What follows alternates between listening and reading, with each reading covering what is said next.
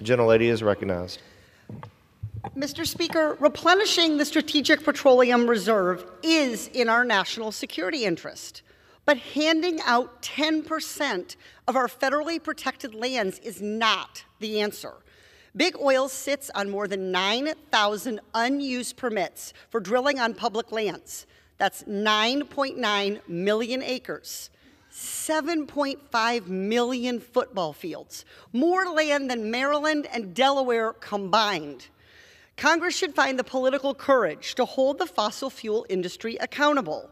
As long as Big Oil holds on to thousands of unused permits, it shouldn't get a single acre more of our land. We cannot strengthen our energy independence with another sweetheart deal for the fossil fuel industry, which also receives billions in subsidies. And without selling out the hunters, fishers, and hikers who rely on public lands and contribute 1.9% of our GDP. I urge my colleagues to vote no on H.R. 21. I yield back. Good morning. I have questions about unemployment insurance. Mr. Dodaro, could you read this headline for the room?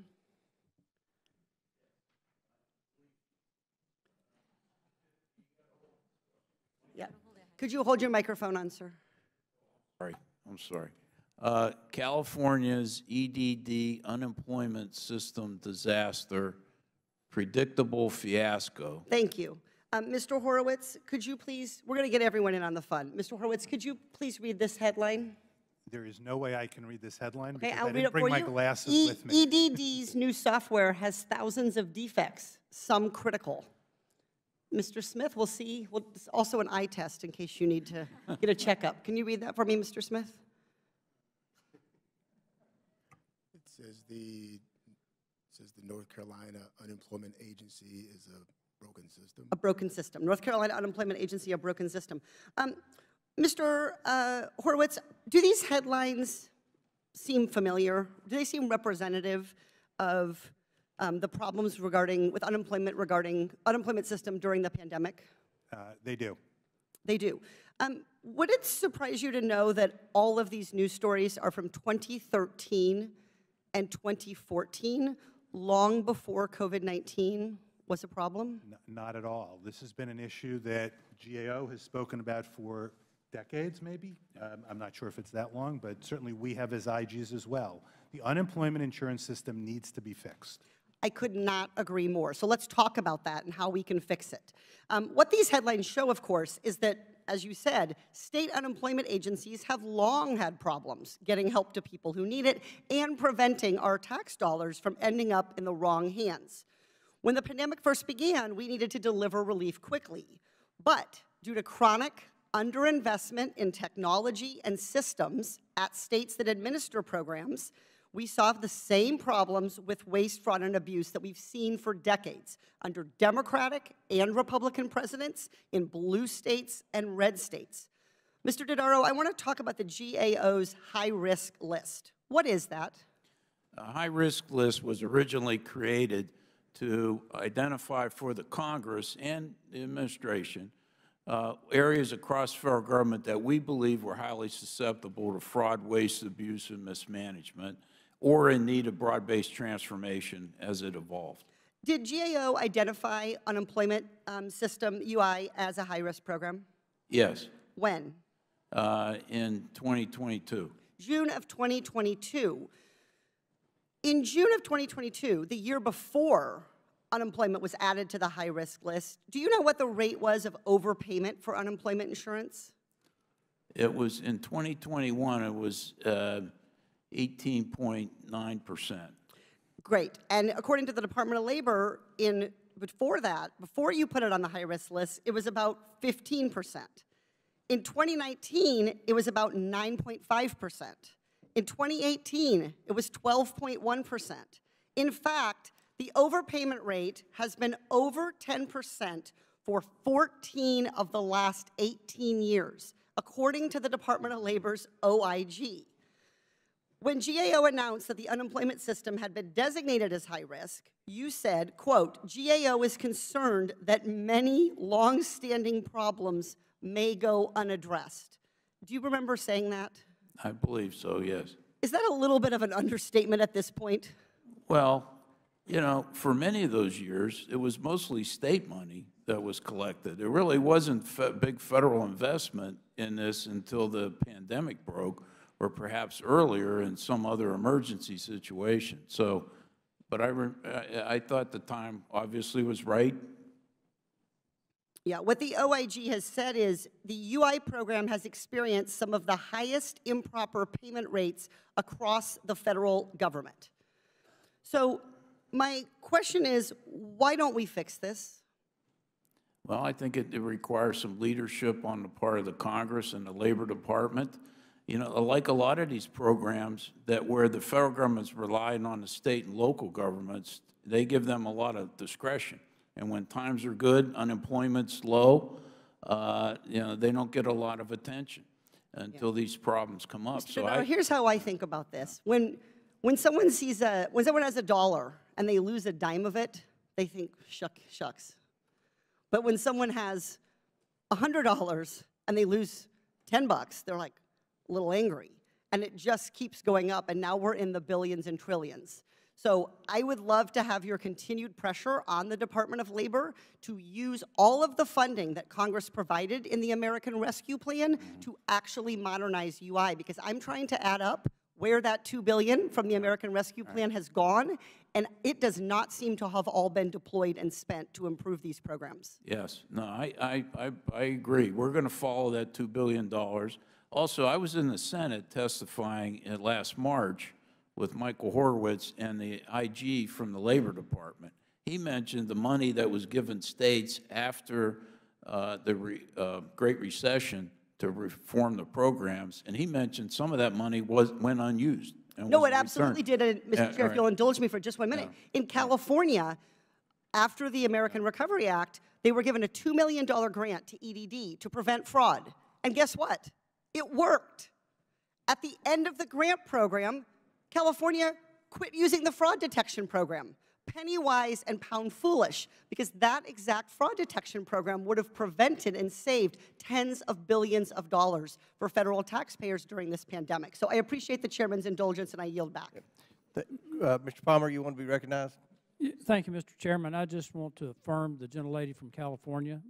Mr. Dodaro and I have worked on this for quite a while, and over half of the problems with improper payments are antiquated data systems at the state and federal level, administrative error, and failure to verify eligibility. So I want to affirm what you just said. Now yield back. Thank you, Mr. Chair. I move to offer this amendment so that our subcommittee rules are consistent with the House rules that we just enacted. This amendment would set forth a simple, clear process for the chair to determine when it's appropriate, and if it's appropriate, for a non-governmental witness to appear remotely. Before I was served in Congress, I was a witness before Congress many times, and it is difficult for people of regular means, people in rural areas, people from tribal communities, to be able to travel here to Washington, often on very short notice and always at their personal expense. I think this committee room and the halls of Congress need to be filled with the voices of regular Americans, Americans who are living and experiencing the very problems, the very challenges that we are trying to do oversight of. This should not be a committee room where the voices of lobbyists again and again and again are heard, and are heard loudly. So I think this is an important rule to allow everyday Americans from modest means, from rural areas, from indigenous areas, people with disabilities who can't travel, when the chair determines it's appropriate, to allow them to appear remotely. And again, this is entirely consistent with the Republican rules package that was just enacted. It's simply setting forth a procedure so that the chair, in his discretion, may exercise that authority clearly. Gentlelady yields back. As I've said before, I pledge to follow the House rules. In fact, I'm bound by them to take all the steps necessary to seek permission for a witness to appear remotely. The House rules give permission for witnesses to appear remotely and provide the instructions for this accommodation. So I don't believe my friends on the other side of the aisle have demonstrated why this amendment is necessary. So I urge my colleagues to vote against it. Does any other member seek recognition? Mr. Chairman. Ranking Member Raskins. Thank you kindly. But I would hope that this would be a common sense amendment universally adopted as completely consistent with and following through on the rules of the House itself. The amendment ensures that the public is not robbed of essential testimony from people across the country. Oftentimes, we talk about wanting the voices of America to be heard here. This is precisely the way to do it. It protects equal access to the right to testify, ensuring that witnesses are not barred from participation by distance or money or travel delays or whatever might be the circumstances beyond their control. It's common sense, and I hope we can all endorse it. I yield back to you, Mr. Chairman. As is Mr. Norton. I support this amendment. Again, I call to the attention of the committee that the Congress is evenly divided, so it will make a difference often that such a member be able to vote remotely. And I strongly support this amendment. Mr. Chair. Chair recognizes Ms. Porter. I just want to clarify, the amendment does not permit voting remotely. The amendment at the desk is to allow non-governmental witnesses who would otherwise have to potentially travel to this committee on short notice to be able, in the chair's discretion, to appear remotely. So it does not affect our duties. It's about lifting up the voice of the full swath of the American people. And I will do everything in my ability. If you have a witness that demonstrates they don't have the financial means or whatever to be able to appear in person, then we will work with them any way we can to accommodate. We'll take that on a case-by-case basis. That's my pledge. I don't think this amendment is necessary. Any other member seek recognition? If no one else seeks recognition, the questions on the amendment, as is Ms. Porter for 5 minutes. Thank you. I want to start by thanking Chief Modlin and Chief Chavez for sharing your stories today. And one of the things I particularly wanted to acknowledge and appreciate about your testimony, Chief Modlin, is you acknowledged that our borders are not monoliths. You have served, both of you, in many different parts and pockets of our border, and the challenges that we face are different. And I appreciate you taking the time to acknowledge that, and I hope that my colleagues will recognize that the challenges we face in rural areas like RGV and Tucson are different than what we face in coastal borders and areas like San Diego sector. I wanted to focus on fentanyl and continue the line of questioning of the chairman. I want to introduce, with permission, Mr. Chair, I'd like to introduce into evidence this chart, which is based on Customs and Border Patrol data. And I know it's hard to see, but I think you can probably see if you look at the screen. This big jump, this is fentanyl seized at the border. There's a big jump here, and that big jump occurred around June 2020, August 2020. Mr. Modlin, did anything happen then that caused, any policy procedure change that caused that big jump in fentanyl seizures? Ma'am, thank you for the question. And what I will say is that I very much appreciate the beginning of your statement about the variety of the border. And what I would say is we're always grateful when any members come down and see the border. And what I would certainly emphasize is that if you've seen one Border Patrol sector, you've only seen one Border Patrol sector. And what's going on in Tucson is vastly different than what's going on in RGV.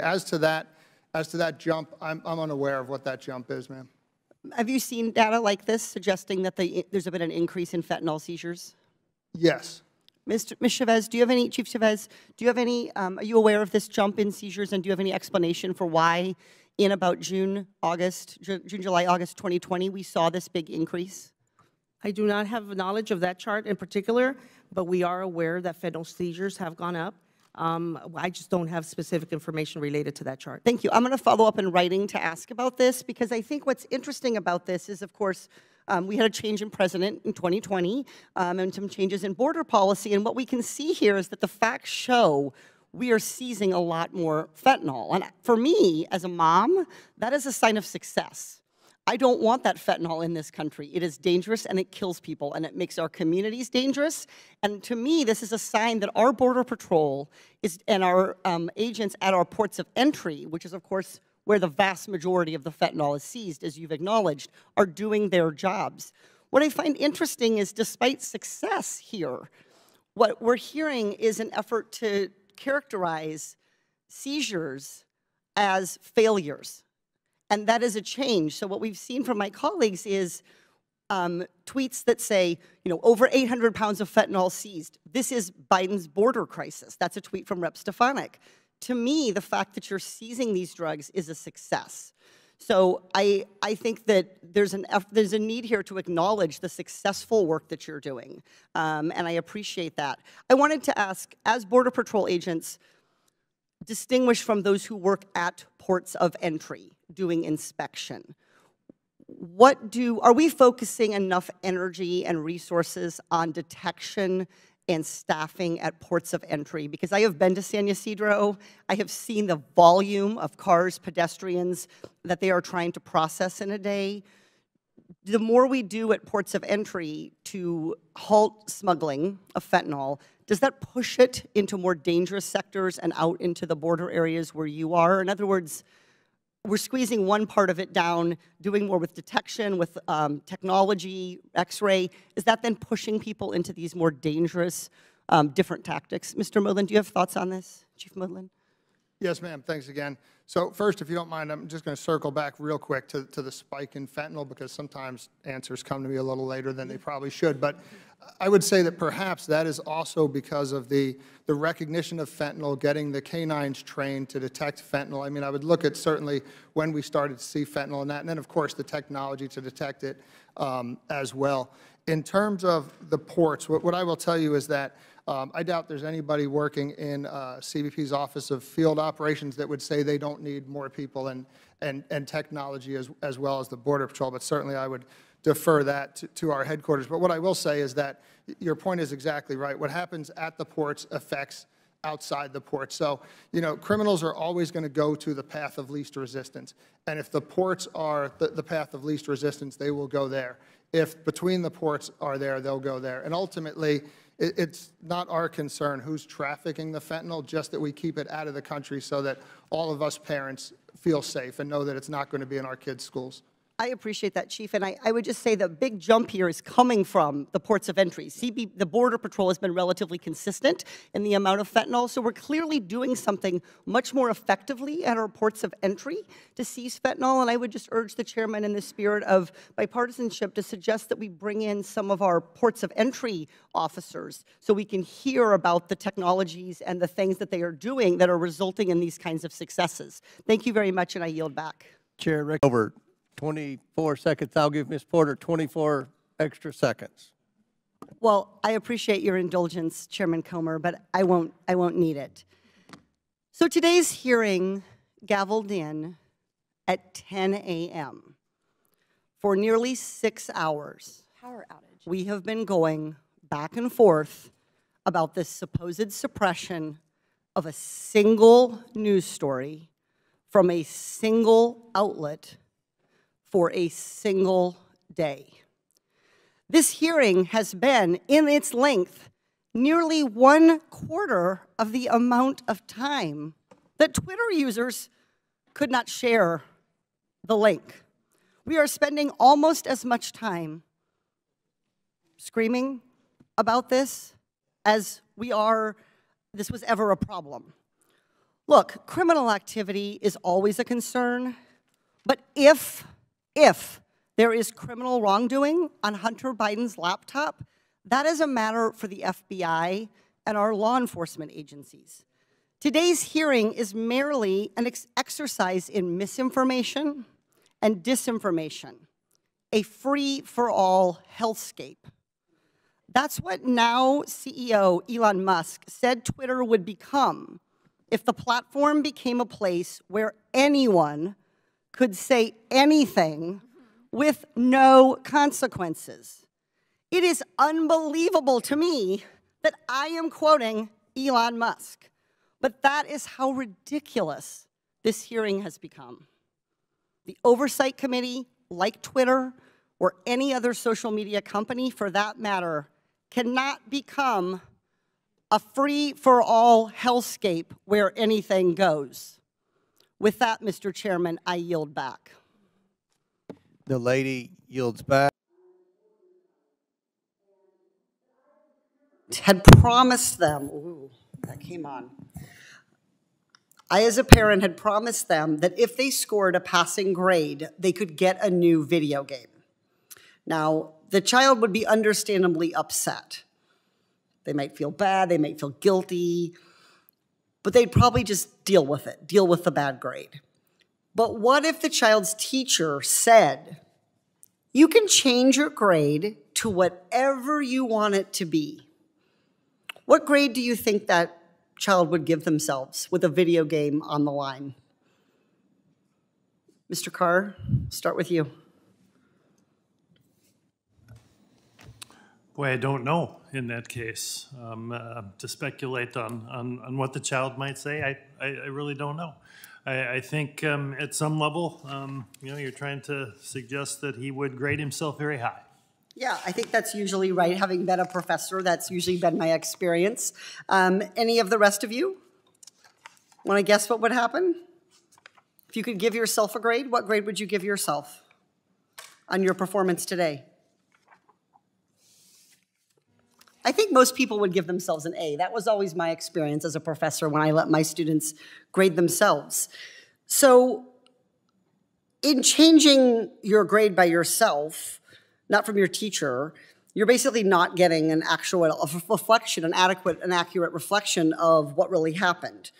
So I want to be clear about why, given this example, project applicants should not be allowed to essentially grade themselves, to basically get around and manipulate our federal laws that have protected our environmental and human health for decades. This bill does that. It allows natural gas, oil, mineral extraction, coal, even wind companies for that matter, to have unilateral authority to prepare their own environmental review on their own without any legitimate oversight. Now, Mr. Carr, in your testimony, you listed promoting, and this is a quote, promoting greater applicant involvement in the NEPA process as a key area for NEPA modernization. On page 13 of the Builder Act, there's a section titled Sponsor Preparation. Are you aware of that section? I don't have it immediately in front of me, no.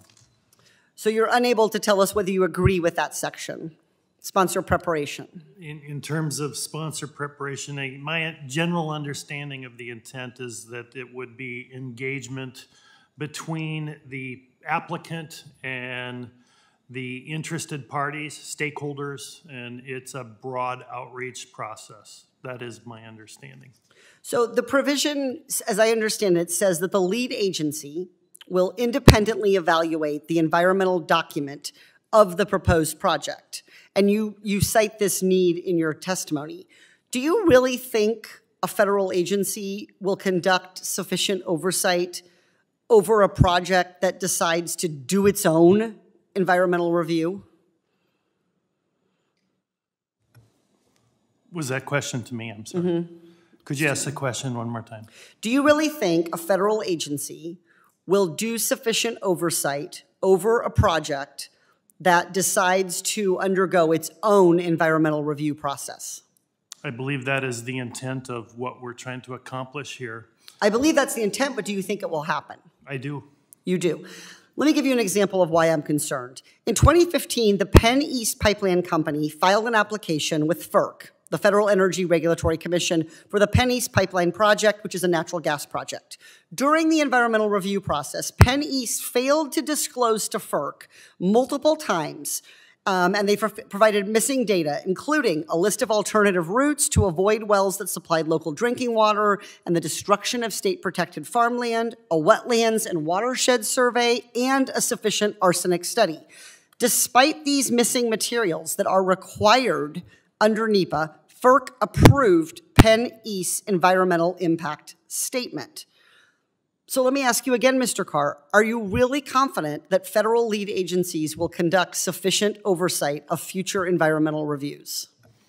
So certainly in the case of Dairyland Power, again, one of the interesting aspects is we are governed as well by the communities, the members, and the consumers we serve. They are the governance body, they are the communities, they are the stakeholders. They are on both sides of the aisle. They are involved in the process all the way along. I am confident that as we stand today, as we're seeing two projects that would actually reduce the environmental impact, the greenhouse gas impacts, that the process is blocking it. I think the time for reform is now. So you're not worried, and I appreciate your indulgence. I just want to say I'm concerned that this process, this reform, would basically let the foxes run amok in an already porous, shall we say, chicken coop. Thank you. I yield back. Gentlelady yields back, and I don't mind granting her extra time for making the trek back over to fill in for Mr. Grijalva. I now recognize myself for 5 minutes, and I want to thank the witnesses sincerely again for your testimony. And now the gentlelady from California had me thinking. Actually, when I was in elementary and middle school and even high school, the teacher did let us grade our work sometimes. Thank you, Mr. Chairman. As a mom of 3, I do a lot of shopping at the grocery store. And when I shop, nearly every food or product I see has nutrition facts and other disclaimers that I have the freedom to read. That's because a government official provided health and safety information in the course of their work and ensured it got added to the product. So at the store, I know I have a choice about which products to buy, and I can make those decisions based on the disclaimer labels. Or I can ignore the labels and make the decisions based on price, marketing. It's up to me, but either way, I'm glad that I have a lot of access to information. As a consumer of social media, I find that a lot of the same rules apply. When I see content disclaimers based on scientific or technical information, I have the option to make a more informed choice about whether to consume that content. Or, just like in the grocery store, I can ignore the disclaimers and do whatever I want. I've never found a disclaimer to restrict what information I can consider or what decisions I can make. It just gives me more information. Whether it's the grocery store or online, having a marketplace of speech gives us more freedom to consider more free speech. That is a great outcome for the American people. Mr. Chairman, this all brings me to one of my biggest concerns with today's bill. The bill defines government officials contributing to disclaimers or other social media alerts as censorship. Just like the experts at the FDA exercise their free speech, making food and drug labels, disclaimers and alerts are the way for many government scientists to communicate facts and findings with the public. Calling factual disclaimers and alerts censorship really targets the specific way that scientists can share their finding. Without clarification, this provision could really just censor the free speech of a narrow class of people. And given that the intent of the bill is to stop censorship, I am hopeful that silencing scientists isn't what Republicans want. In fact, I think Republicans have picked up on this concern. You guys worked through the weekend, you released updated bill text that now clarifies that federal employees can still communicate policy positions and relevant information to the public. But I don't think that change is specific enough, and I don't think it will give scientists the peace of mind that they need. According to a government executive article published just last week, about a quarter, 26% of scientists already said that they had to omit certain words in their work out of fear of being politically controversial, and 16% were told to avoid some science-based topics altogether. Fear of government censorship is already standing in the way of scientists producing innovation. We can't afford to have a bill that does to scientists what they fear most, getting censored and punished for doing their jobs. As a representative of California, a national leader in science and innovation, I won't let this happen on my watch. My amendment here is very simple. It adds an exception to the bill that ensures that scientific and technical information won't be blocked under this bill as censorship. And that's the kind of specificity we need to ensure that this bill does not target the free speech of scientists and experts. If this bill is just trying to prevent political interference, but still allow scientists to share their findings, we should be able to agree on this amendment as a simple clarification. If we vote this down, if Republicans vote this down, then it's plain what I think we're really trying to do, which is censor science, and I hope that's not the case. I urge my colleagues on both sides of the aisle to support this amendment and fix this issue, and I yield back. I'd like to start by recognizing a Postal Service letter carrier in my district named B. Lee. For 38 years, B has connected constituents to their essential medicines, ballots, notes from loved ones. With so many hospitals and medical offices on her route, she is proud that her work helps keep our communities healthy and safe. As we discuss ways to improve the federal workforce, I want us all to remember that federal employees are dedicated public servants and valued members of our communities. I thank my constituent B for her years of service to Orange County. Second, I want to take up a partial response to what my colleague, Ms. Boebert, was discussing. VPN, she mentioned an article alleging that 25% of HHS employees did not actually telework. And I just want to flag for everyone here that VPN, and using VPN login as a way to measure employee engagement and productivity is notoriously inaccurate and misleading. It does not necessarily reflect an employee's access to their email, the internet. They can be working on Microsoft Word, drafting a document. They can be in Excel, inputting data without being connected to the internet at all, much less to VPN.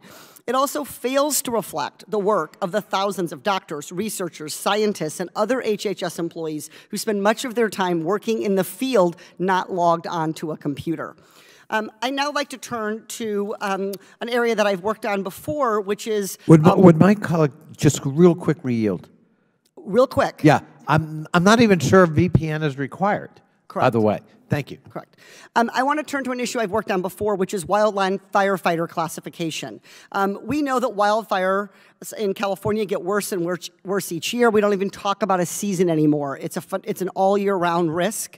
And we owe our wildland firefighters debts of gratitude for what they do. Director, would you agree that achieving equity across the wildland firefighter workforce is an important goal? Absolutely, Congresswoman.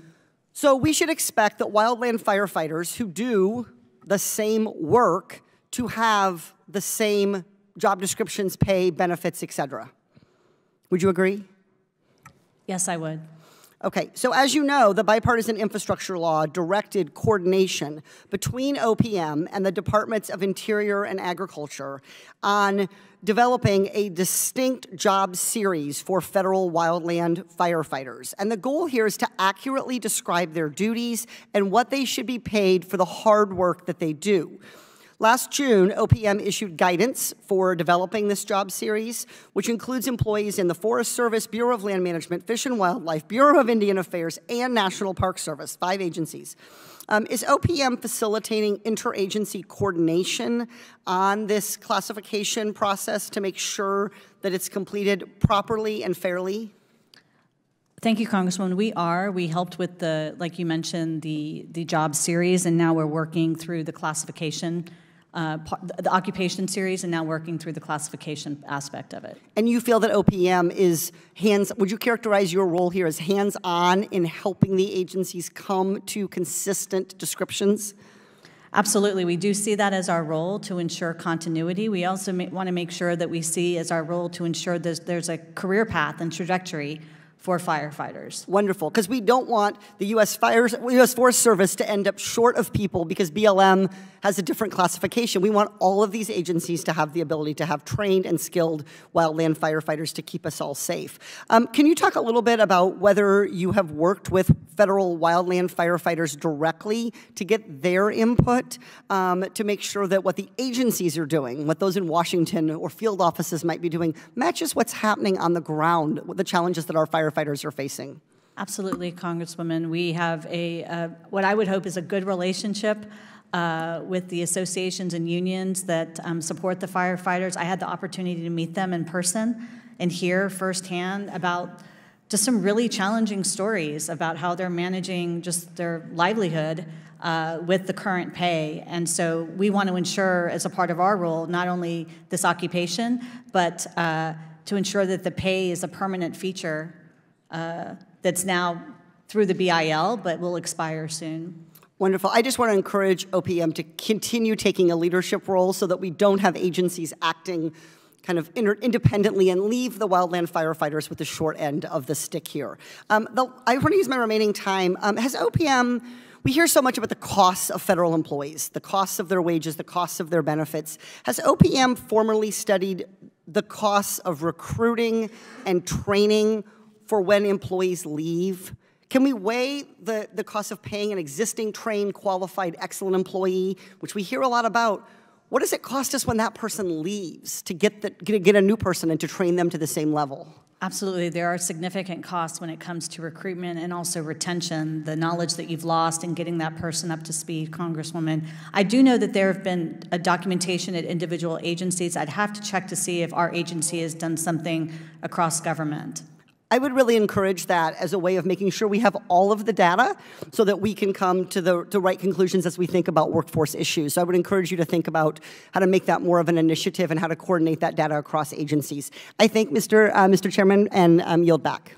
Lady yields back. Chair recognizes Mr. Burleson from Missouri for 5 minutes. Thank you. First, I want to say you look very healthy for someone that was up until 3 a.m. last night. Thank you, Director, for coming. I wanted to say it's clear from this hearing. Revise and extend my remarks. Without objection, the gentlewoman is recognized for 1 minute. Across the country, too many Americans are competing for too few homes. Building material shortages push up development costs, slow construction, and leave families scrambling. Cities, states, and industry cannot alone overcome these staggering obstacles. They need federal cooperation, and Washington is failing to be a good partner. Last Congress, we had a real shot at getting this done.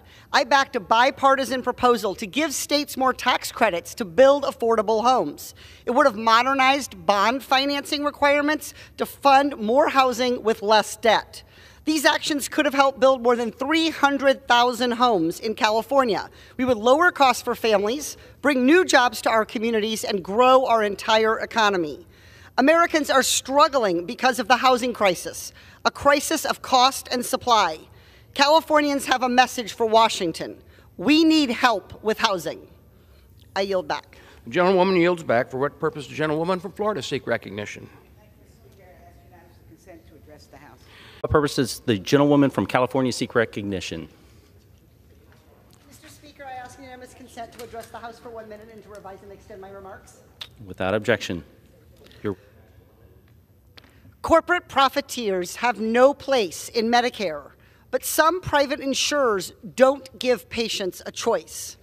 The Biden administration has taken important steps to change the direct contracting model, which stripped seniors of traditional Medicare and moved them to private coverage without their consent. But its successor program, ACO REACH, still invites private actors to exploit Medicare to boost their bottom lines. For-profit insurers can profit taxpayer dollars that they don't spend on their patients. Too many have long histories of waste, fraud, and abuse. Now the administration is expanding ACO REACH, including doubling its coverage of underserved communities. As a result, millions on Medicare may soon face higher costs, smaller provider networks, and worse care. Strong guardrails are needed now, and I urge my colleagues to stand up for patients and get corporate greed out of Medicare. This hearing is about a system that's failing kids. It's about a system where corporations exploit migrant children for a profit. It's about a system where our government fails to stop corporations from breaking child labor laws.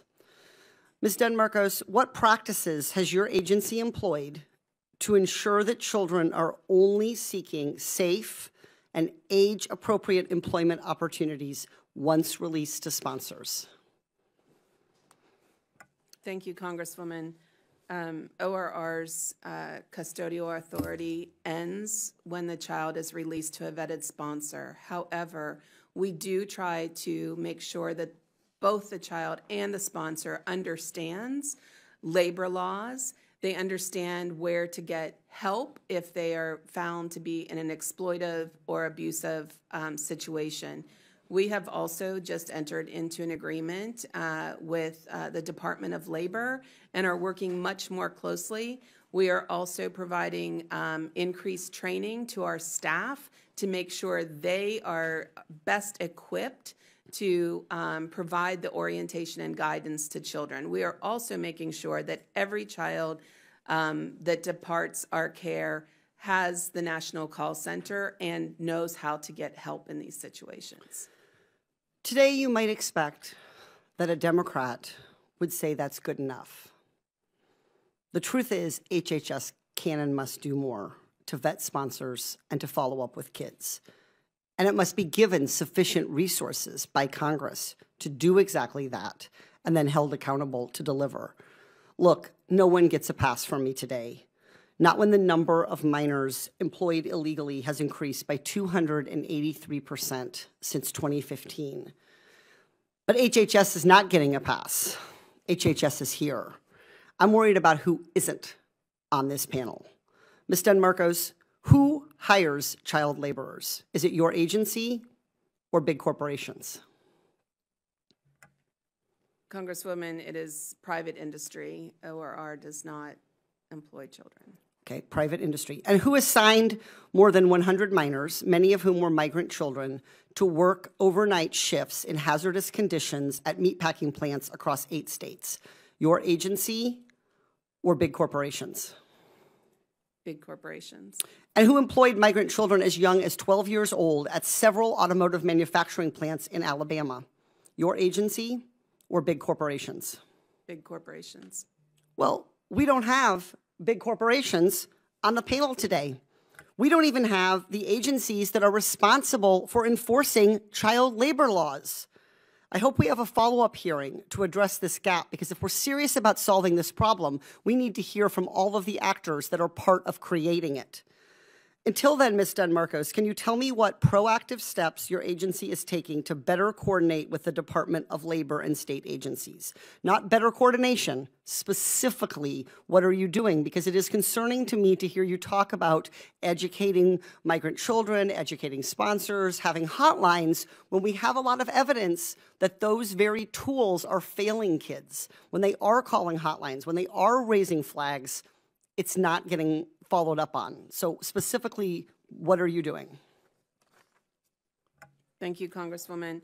There's a number of things we're doing, and I want to state that ORR is dedicated to continuous improvement. We take this job so seriously. This is about children. So we will never get to the goalpost. We will continually improve to care for these children. Specifically with this, we're working more closely with the Department of Labor. We have a number of things that we're looking at in terms of protocols when a report comes in.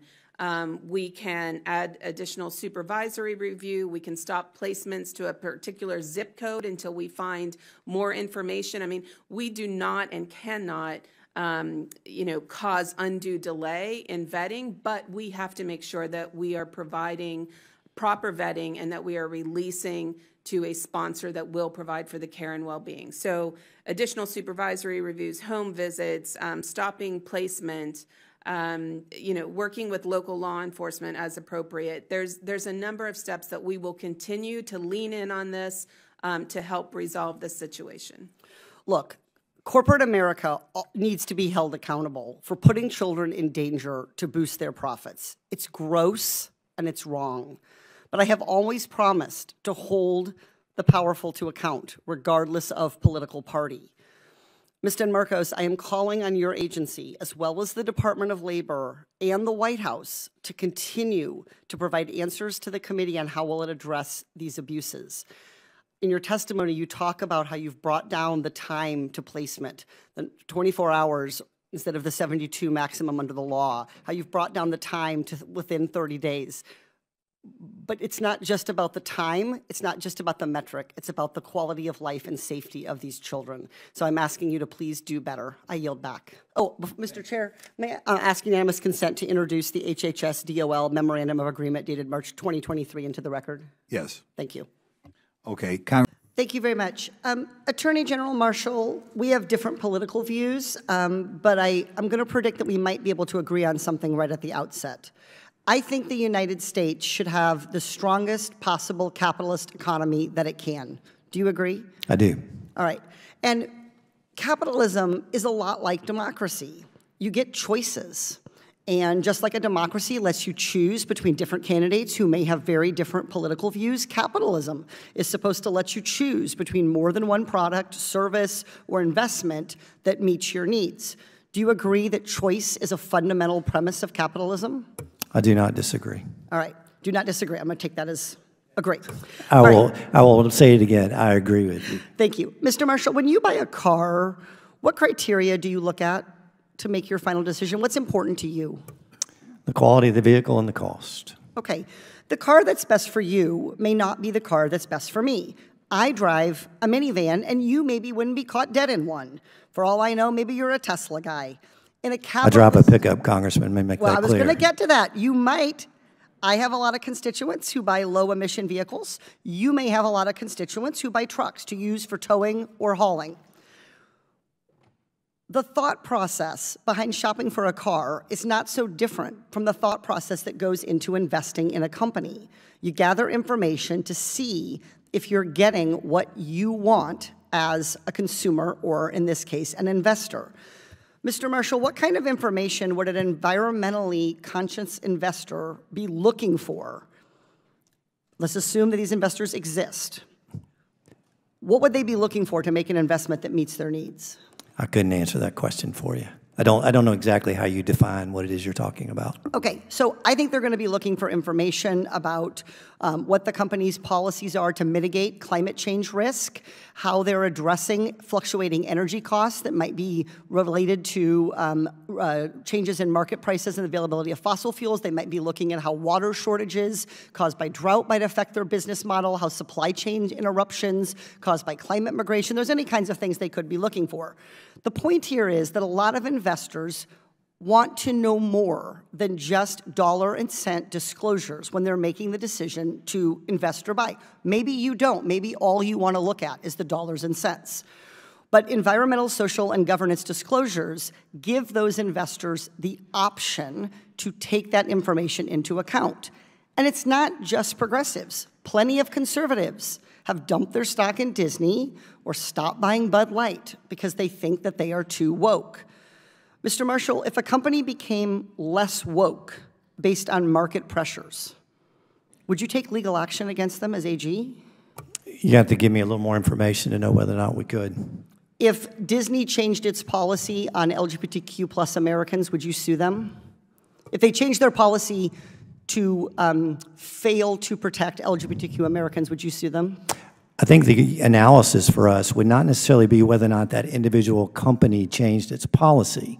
The question is whether or not they were compelled to do so for otherwise unlawful reasons. It's one of the reasons why you see currently that there are active antitrust investigations involving multiple players on the ESG front, including Climate Action 100 and the Net Zero Banking Alliance. Can I finish, please? Yep. Very quickly. And our evaluation there is whether or not their actions incur corporations to make decisions that otherwise wouldn't be appropriate for them to make. Okay, so let's break this down.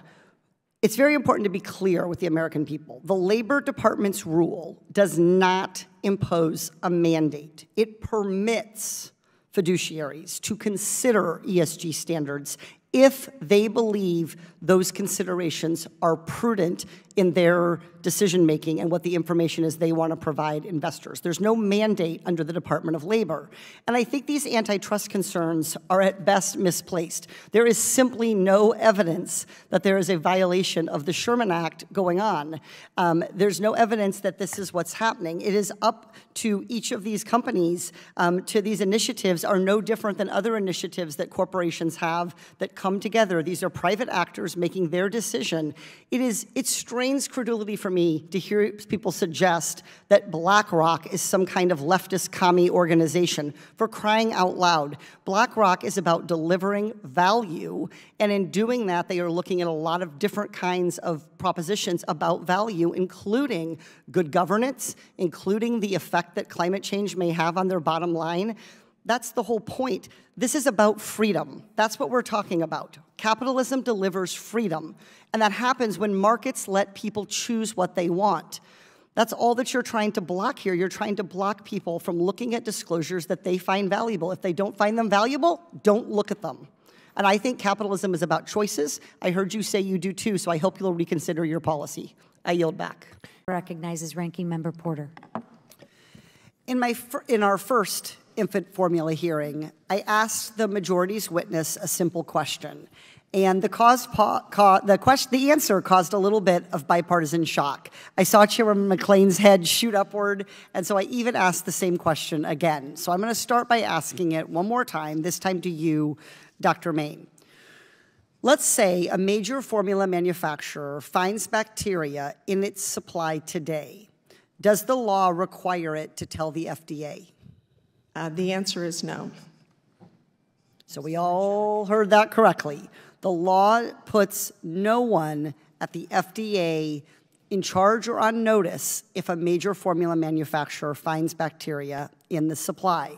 So if we want to solve formula safety issues, someone needs to be monitoring real-time bacterial contaminations. Dr. Main, who can change the law to put someone in charge of this? Is it up to the FDA to change this rule, the manufacturers, or Congress? We need Congress's help to modify that, and we have sought that from Congress. So I think lawmakers can and must point some fingers at the FDA and at manufacturers, but we need to also be willing to point the finger back at ourselves. The truth is, we didn't do enough in last year's omnibus. Yes, we gave the FDA some new authorities, and one was requiring manufacturers to notify the FDA of any interruption that would likely lead to a meaningful disruption in infant formula supply. But Dr. Main, I'm wondering if you spot the same problem that I do. Let's think like parents here, like moms. If there's deadly bacteria in formula that your infant could eat, would you want the FDA to know about it only when it might cause a supply shortage? Or would you want the FDA to know anytime your infant could get contaminated formula?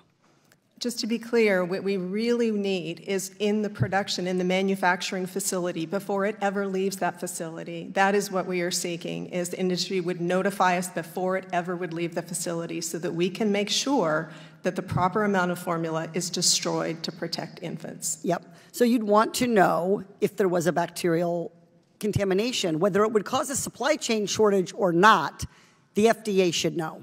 Correct, and by knowing in real time, that is a good way to prevent a supply chain shortage. Exactly. So we keep kids safe and we protect supply chain, but we just didn't do enough in last year's omnibus. And look, this was a Democratic-controlled Congress last year. It's on us, I think, to lead the way here.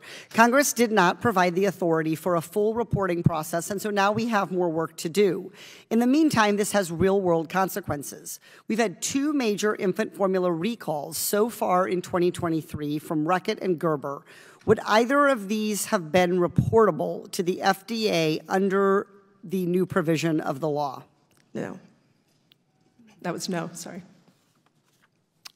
No.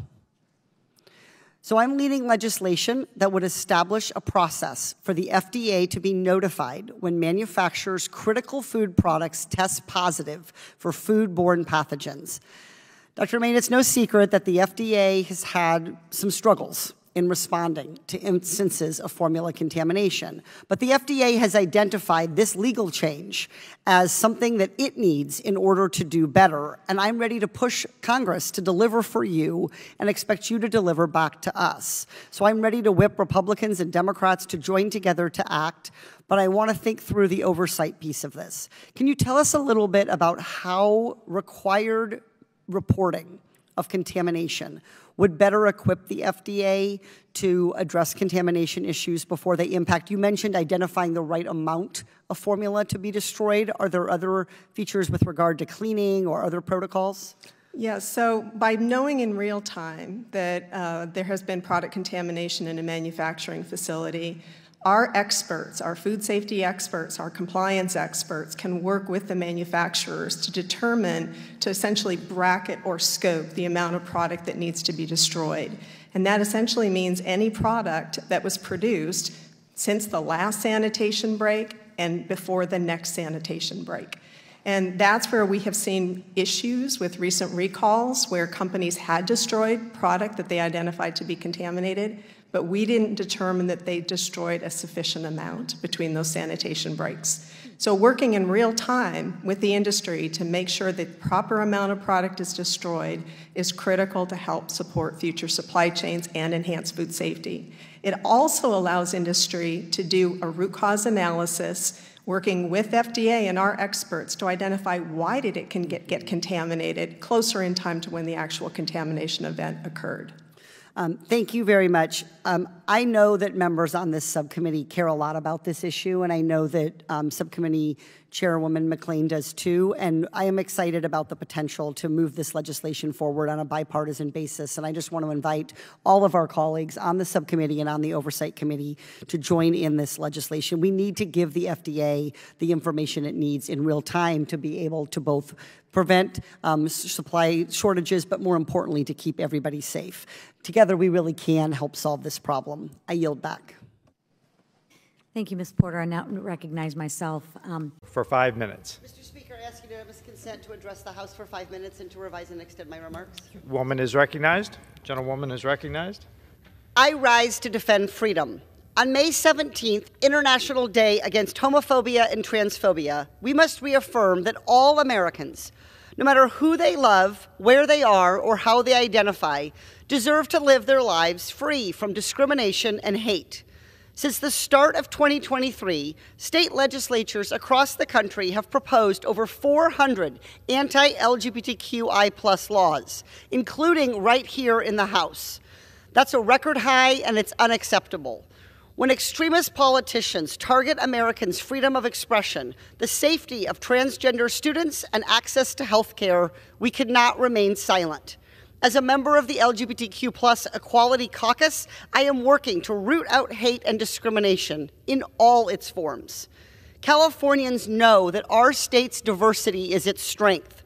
We in Congress owe it to ourselves, to our children, and to our communities to create a future in which every American, no matter their sexual orientation or gender identity, can live their lives to the fullest. I rise today to celebrate the 30th anniversary of Orange Coast College's Puente program. California is home to the largest Latino population in the country, but too many barriers keep Latino students from getting college degrees and the keys to their future. To level the playing field, the Puente program helps California's underserved students transfer into a 4-year college that helps unlock more opportunities. In the Puente program, students work with counselors to refine study skills, develop action plans, and explore career options. They also sharpen their writing and college-level courses and meet with mentors to learn about life after graduation. For the thousands who are the first in their families to go to college, the Puente program is a game changer. I'm honored to celebrate this incredible milestone, the 30th anniversary, and to share the work that the Puente program does for our students and communities in Orange County. Health goes beyond physical health. It includes mental health too. During Mental Health Awareness Month, I'm renewing my push to get Americans compassionate and effective care. Mental illness can be far-reaching, and just as people of all ages, races, and genders get colds and take medicine, they can also become sick and need treatment for their mental health. I'm reintroducing several bills to deliver help. The Mental Health Justice Act would send healthcare professionals to respond to mental health emergencies in lieu of police.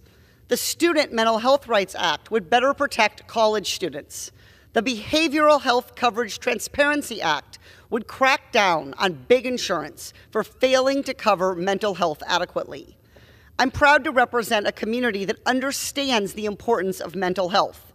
I applaud innovative organizations like Be Well OC that meet people in our community, reduce barriers and stigma, and help people get behavioral care. I will continue to be a partner in their efforts during Mental Health Awareness Month and year-round. Americans' confidence in the Supreme Court is at a record low. That's no surprise when justices hide that billionaires take them on luxurious yacht and private jet trips, buy land from them, and pay their dependents private boarding school tuition. Our justices are failing to live up to the ethical standards we expect from the highest court in our land. The problem is not that the Supreme Court is just conservative. The problem is that it's corrupt. We have 870 federal judges across this country, and a basic code of ethical conduct is enforced against all of them, except 9, our Supreme Court justices. To restore confidence in the court, we must root out conflicts of interest, strengthen judicial transparency, and firmly establish a code of ethics. I urge my colleagues on both sides of the aisle, if we cherish our institutions, we must reform and strengthen them. I yield back. From California. Mr. Duane, you own Panama Pharmacy. What kinds of things can your shoppers buy besides prescription medicine at your pharmacy? We have a selection of medical supplies and over-the-counter type items for treating simple illnesses, vitamins, things like Let's say a shopper needs vitamins. How does the shopper know how much the vitamins are going to cost? Yeah, we have prices on our shelf tags. They can see the price they'll pay. That's right. It's just printed right there on the shelf. They can comparison shop. They can choose. They go to the register, and that's what they're charged. That's correct. Now, let's say this shopper, in addition to vitamins, also needs to fill a prescription. Can they look at a price tag on a shelf, on a kiosk, to find out how much they're paying for the medication? No, ma'am, there's nothing like that. So how do they get that information? Well, they could ask me, and sometimes they do, and I tell them what their insurance is charging them. I suppose they could call their insurance company and ask them as well, but for most people, I think it's just unknown. Does every consumer who buys vitamins, who buys the same jar of vitamins, pay the same price? Yeah, in my pharmacy, the price is the price, so that's You don't eyeball consumers and decide who has Aetna and who has Humana, and then the vitamins cost a different amount? No, ma'am, we don't do that. There's not differential pricing for melatonin based on whether they're being ripped off by Aetna or ripped off by United Healthcare. That's correct. But what happens if I go to fill a prescription at your pharmacy? Does every customer pay the same price? No. Why not? Well, I mean, it's because of the insurance company that's paying for their drugs. And who negotiates with the insurance company about whether those drugs are covered and at what price? Yeah, oftentimes the insurance companies themselves negotiate with the manufacturers of the drugs, and that's how they come up with the price that will be charged to the patient. Then what do pharmacy benefit managers do? They purport to do that. Explain. Pharmacy benefit managers argue that they work with pharma in order to negotiate the best discounts. In my opinion, I'm not sure that you can.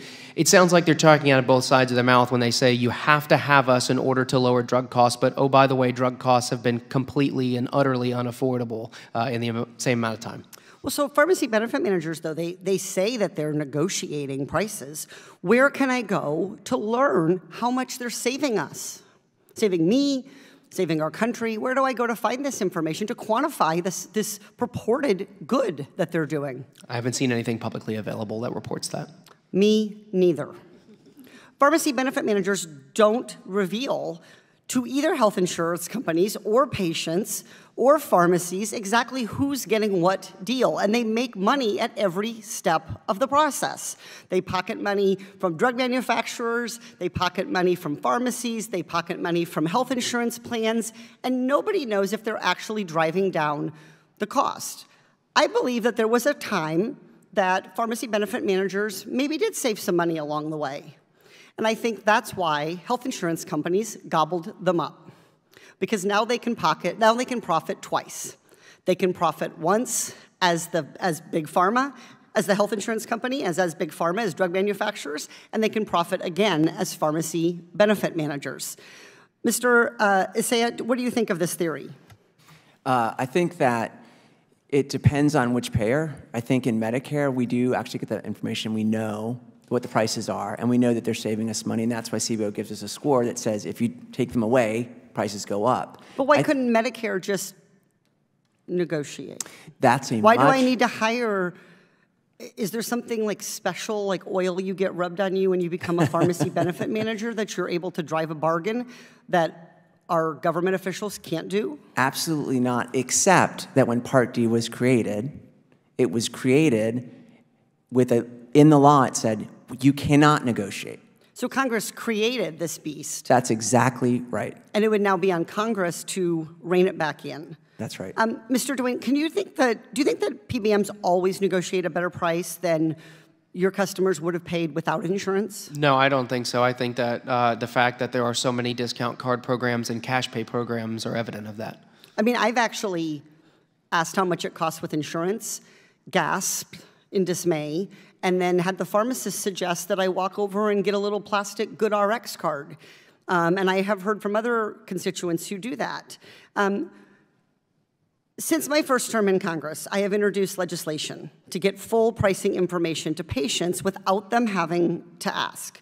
We can't stop PBMs from gouging us until we have the information we need to hold them accountable. Some of that information is upside to what they're actually negotiating in terms of savings, but some of it is down to the consumer. In 2 Congresses, I haven't had a single Republican join my Lowest Prices for Patients Act, which would require patients to be told whether it was cheaper to get the drug without insurance. I'd like to invite any of my colleagues to join me in that legislation. This has been a great showing of bipartisanship, Mr. Comer, but I think we need to deliver solutions together as well. Thank you. Chair now recognizes Ms. Luna from Florida for 5 minutes. Hey, everyone. Rough day? Yeah, it's okay. My questions won't be that bad. Thank you. Ms. Porter.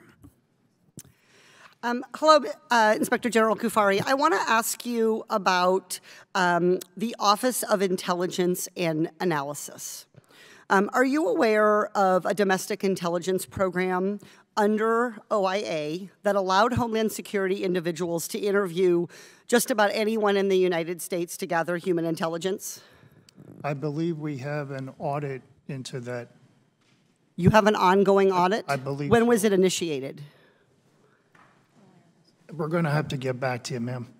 Have you conducted any other oversight of this program, the Overt Human Intelligence Collection Program specifically? Not that I'm aware of, no.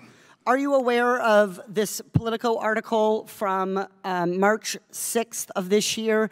DHS has a program gathering domestic intelligence and virtually no one knows about it? I'm not certain that I have seen that one. Mr. Chairman, I'd like to enter this into the record. This program gives government officials broad discretion to interview any civilian for any reason that they want. Does it concern you that some employees working in this program are so worried about the legality of their actions that they wanted legal liability insurance? That would certainly be a concern. Are you aware of the workings of this program? No. Given that it made national news multiple times, why have you not undertaken an audit of this program in the past? As I mentioned, I'm going to have to get back to you, ma'am, about when we did or didn't open an audit. I'm not certain. Let me, as you go about that work, let me give you some facts. There was a survey in 2020. There were 126 respondents. So this is three years ago. Half of the respondents said they'd alerted managers of about their concerns that their work involved activity that was inappropriate or illegal. Are you aware of this survey? No. The slide deck put together by the department responded to this fact that half of all respondents said they were concerned their work was inappropriate or illegal. The slide deck said, quote, "There is an opportunity to work with employees to address concerns they have about the appropriateness or lawfulness of a work activity." Do you think it's appropriate for your agency to work with employees about their concerns about lawfulness, or do you think that your office should be making sure the program is actually lawful? The program that you described, it appears to be at main DHS and not within the Office of the Inspector General. Correct, but you, as the Inspector General, sir, is your job not to not to do oversight of Maine DHS? Oh, most certainly. Okay, so I'm asking you about a program of DHS, and I'd like to know why you haven't conducted any oversight of it at this time. I thank you for making us aware of it. You were not aware. I was not. Are you aware that this program was interviewing incarcerated individuals without their counsel present? No, ma'am. Is that constitutional? It's unconstitutional. So can I have you promise that you will conduct an investigation into this program? You have my commitment that if we don't have an ongoing audit, we will look into the matter that you're describing. Thank you very much, Mr. Kafari. I yield back. Dr. Rajgopal, first, can you straighten your microphone out? Let me just be very clear. Bend it like this so it's dead straight towards your mouth. Thank you. As far as I can tell, and I'm really on the struggle bus here, what Republicans seem to want is they don't want companies or investment managers to use ESG. Why? Ask them. I don't know. I would imagine, as I said earlier, you know, if there are signals that inform your view of future cash flows and risks, as a fiduciary, you would actually fail in your responsibility if you didn't look at those signals. Right. So, I mean, investment managers have fiduciary duties to make good investments. If they find ESG useful, then they find ESG useful. And if you disagree with them and you think they're mismanaging your money, sue them. What am I missing here?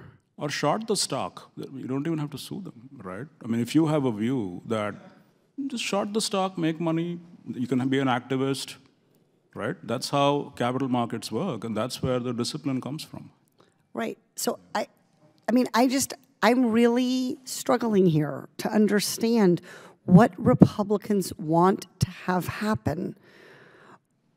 Are they, from your understanding here, it seems like what they want is they want companies to do things that they like. I too, by the way, would like companies to do things that I like. And I sometimes choose to invest in companies whose practices I like more. But Ms. McLean, my colleague on the other side of the aisle, is saying that if companies want to use ESG, they should be free to do it. Did you hear her say that? I thought so, yeah. Then what is the point of this hearing? I too, I'm with Ms. McLean. I think companies should be free to decide for themselves whether ESG practices are beneficial to their bottom line and their business model and help them attract customers or don't. I too think that asset managers should be free to decide that ESG data helps them make good valuation decisions and good investment decisions. And if they don't, they should be able to ignore it. I honestly, I can't believe this is part two of when part one was actually the stupidest hearing I've ever been to, and now we're having a part two. Please, God, let there not be a part three. Dr. Rajgopal, is it better for pension fund managers to have more options for investing people's retirement savings, or is it better if they have fewer options? More, obviously. What is a pension fund manager's primary responsibility? To make sure that they can deliver a return commensurate with the pension benefits that have actually been promised to their workers. Great. Will limiting pension fund managers' investment options increase retirement savings? Not that I can think of. But that's, and by the way, you are not just thinking about it. The Kansas Division of Budget did a study. They found that limiting pension fund managers' investment options would cost the retirement system $3.6 billion in reduced returns over 10 years. When we cut off companies and asset managers from choices, investors lose money. We are sacrificing the freedom to invest, and we are all poorer. We're poorer because we have fewer choices, and we're literally poorer because we have lower returns. In 2021, the Texas state government passed a law prohibiting municipalities from signing loans with banks that they believe boycott fossil fuel companies, I believe also guns. Is it better for municipalities to have more options for loans or fewer options for loans? It's a simple supply-demand kind of issue. If you cut off a few suppliers of a product or a service, and if demand stays constant, the price of that good or service goes up. Thank you. I yield back. Thank you, Ms. Porter. In Washington, the same game is played year after year. The president requests a massive defense budget. Lawmakers don't want to be seen as soft on national security, and defense lobbyists exploit that. Congress then falls into line and passes an expensive defense package. And then we do the same thing again the next year. That's the game that lawmakers and lobbyists play with our tax dollars. Today, we are going to play a new game. Welcome to Jeopardy! Where our witnesses will uncover waste, missing guardrails, and the enablers who make our defense budget balloon. Witnesses, you'll pick a category and a point amount. I'll read you a prompt, and just like in regular Jeopardy, you'll give the answer in the form of the question.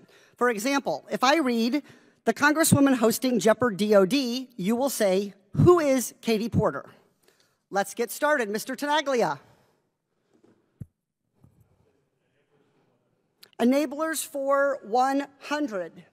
A president who called how much we spend on defense crazy, but let defense spending grow by over $100 billion in one term. I don't know the answer to that question. Really?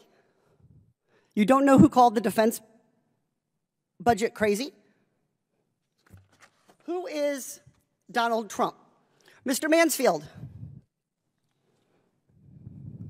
Enablers for 200. Enablers for 200. A member of Senate leadership who recently said funding the Pentagon at $886 billion would mean defense is radically underfunded. I don't know the answer.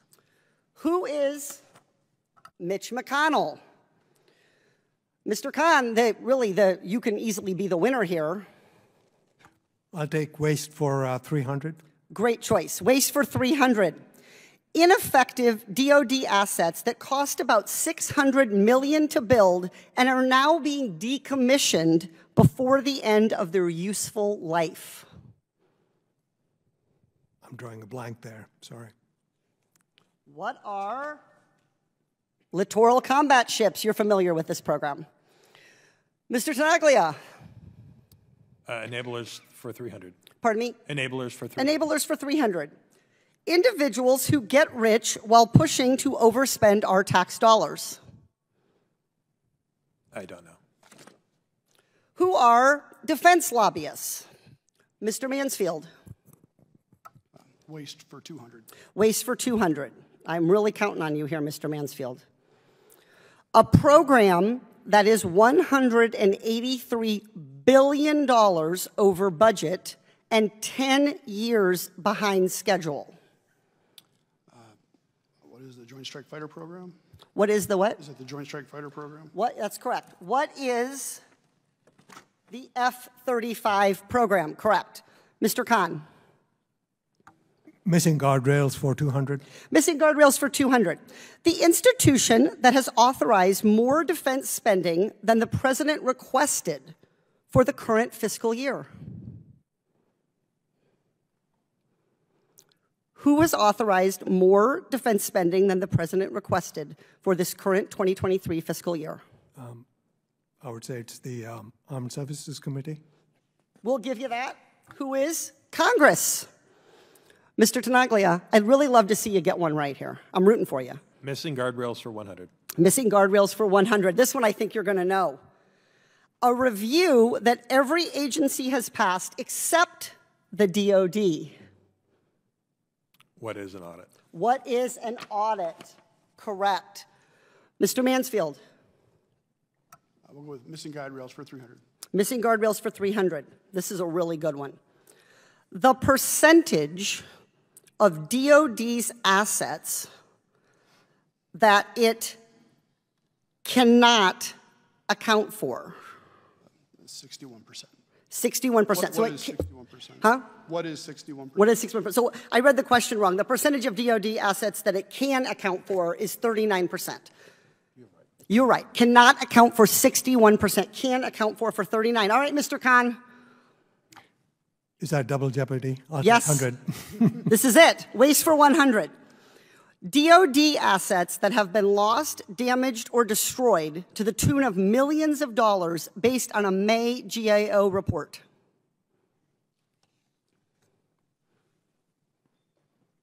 What are spare aircraft parts? We're out of time for Jeopardy DOD, and the winner here today should be the American people. Because no matter who uncovers the most waste, the important thing is that we provide long overdue oversight to the taxpayers.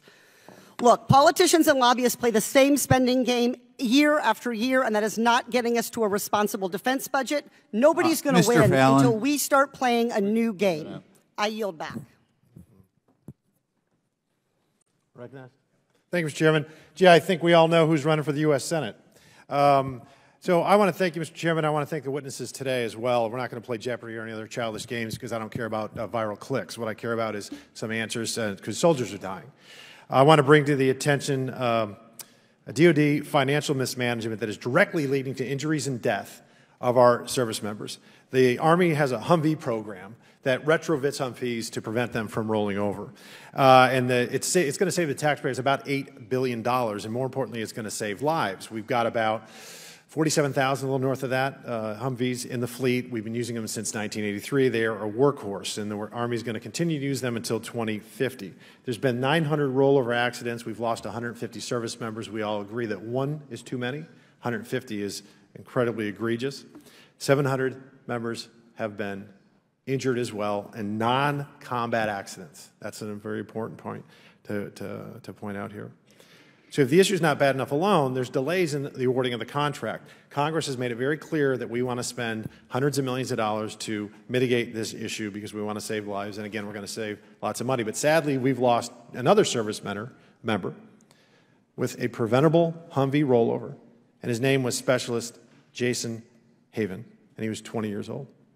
What makes me angry is his vehicle was originally scheduled to be retrofitted in February, but because of delays, it never happened. I can't help but think that if the Army had done its due diligence and ignored contractor politics and moved forward with a sense of urgency that Congress has clearly directed for 3 years, that Specialist Haven might be alive today. So let's call this for what it is. It's contractor politics and its special interests inside the Pentagon that's delaying the retrofit program because it's not lucrative for certain interests outside of the Pentagon. The incumbent contractor with the only proven kit to solve this issue has passed every hurdle that the contracting office and the competitors could have thought to throw at them. So this decision is costing the Army billions of dollars and is a perfect example of financial mismanagement. So Secretary of the Army Wormuth, I just talked to her yesterday. She has assured me under oath and in private again that she is committed to getting this work done expeditiously. I really thank her for that. But unfortunately, down a few levels, the ball's being dropped here. So the commitments that we have to do something for our men and women. And Mr. Tenaglia, are you tracking this issue with the Humvee retrofit program? I was not aware of that detail, but I will commit to getting with the Army to get you answers. And thank you, because again, we are losing soldiers' lives. This is preventable. You know, none of this work is happening because the supplier is not under contract. So Red River Army Depot does a lot of this work, and they can get the work done, but they can't hire the people that they need until they're under contract, until they have a contract for this. And then the Army says now that they don't expect that the award will occur until the fourth quarter of this year. Do you have an acceptable reason as to why this appropriated money isn't being spent in a timely manner? Really invested? No, sorry, don't have it. Okay. So, Mr. Khan, costing the taxpayers an additional $8 billion while jeopardizing the lives of our soldiers sounds like an issue that GOA might be interested in. So has the GOA reviewed this recent delay in the Army's Humvee retrofit program? No, GAO has not reviewed that program. Will you and the Comptroller Dodaro commit to a formal review of the issues related to the Army's Humvee retrofit program? I'll get in touch with that team who does work on the weapon systems, and they'll work with your office to see how we can meet your needs. Thank you. And we'll be more than happy to provide you with a formal written request if needed. So I want to thank the witnesses again. And just while I have a minute left, I want to just discuss, maybe talk about truth for a minute and candor and not politics. So I'll be real frank. This Congress on the Hill 2 years ago got it right in regards to Ukraine. It was very clear that the Russians were going to invade, and Congress, both Democrats and Republicans, got it right. The White House didn't. The White House did not lead.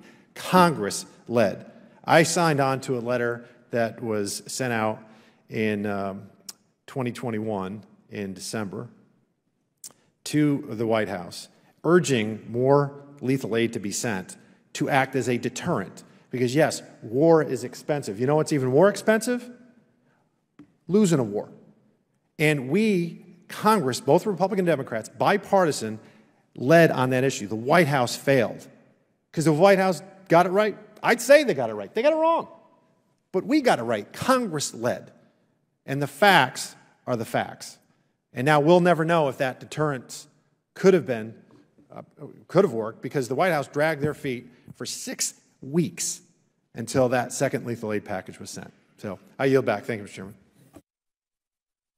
McLean, we've done some really good hearings together this year. We've come together on a bipartisan basis to uncover the root causes behind the infant formula shortage. We've pointed out how bank regulators need oversight, and we've dug into the role of Chinese money laundering organizations in making the drug cartels rich. What do all of these things have in common? We've tackled real problems: deaths from fentanyl, scared parents unable to feed their babies, risks to our financial system. We've shown we are willing on a bipartisan basis to hold powerful people to account. We identified places where we need guardrails to make our government, our economy, and our country work better. And though we didn't agree on everything, we came together on the big picture to achieve progress. I'm afraid that none of those things are true for today's hearing. Today, we are here to discuss a proposed rule from the Biden and Harris administration that would expand health coverage to everyone lawfully present in the United States. Medicaid and the Affordable Care Act plans are already available to people who are lawfully present in the U.S., but under current federal rules, Dreamers are left out of the definition of lawfully present.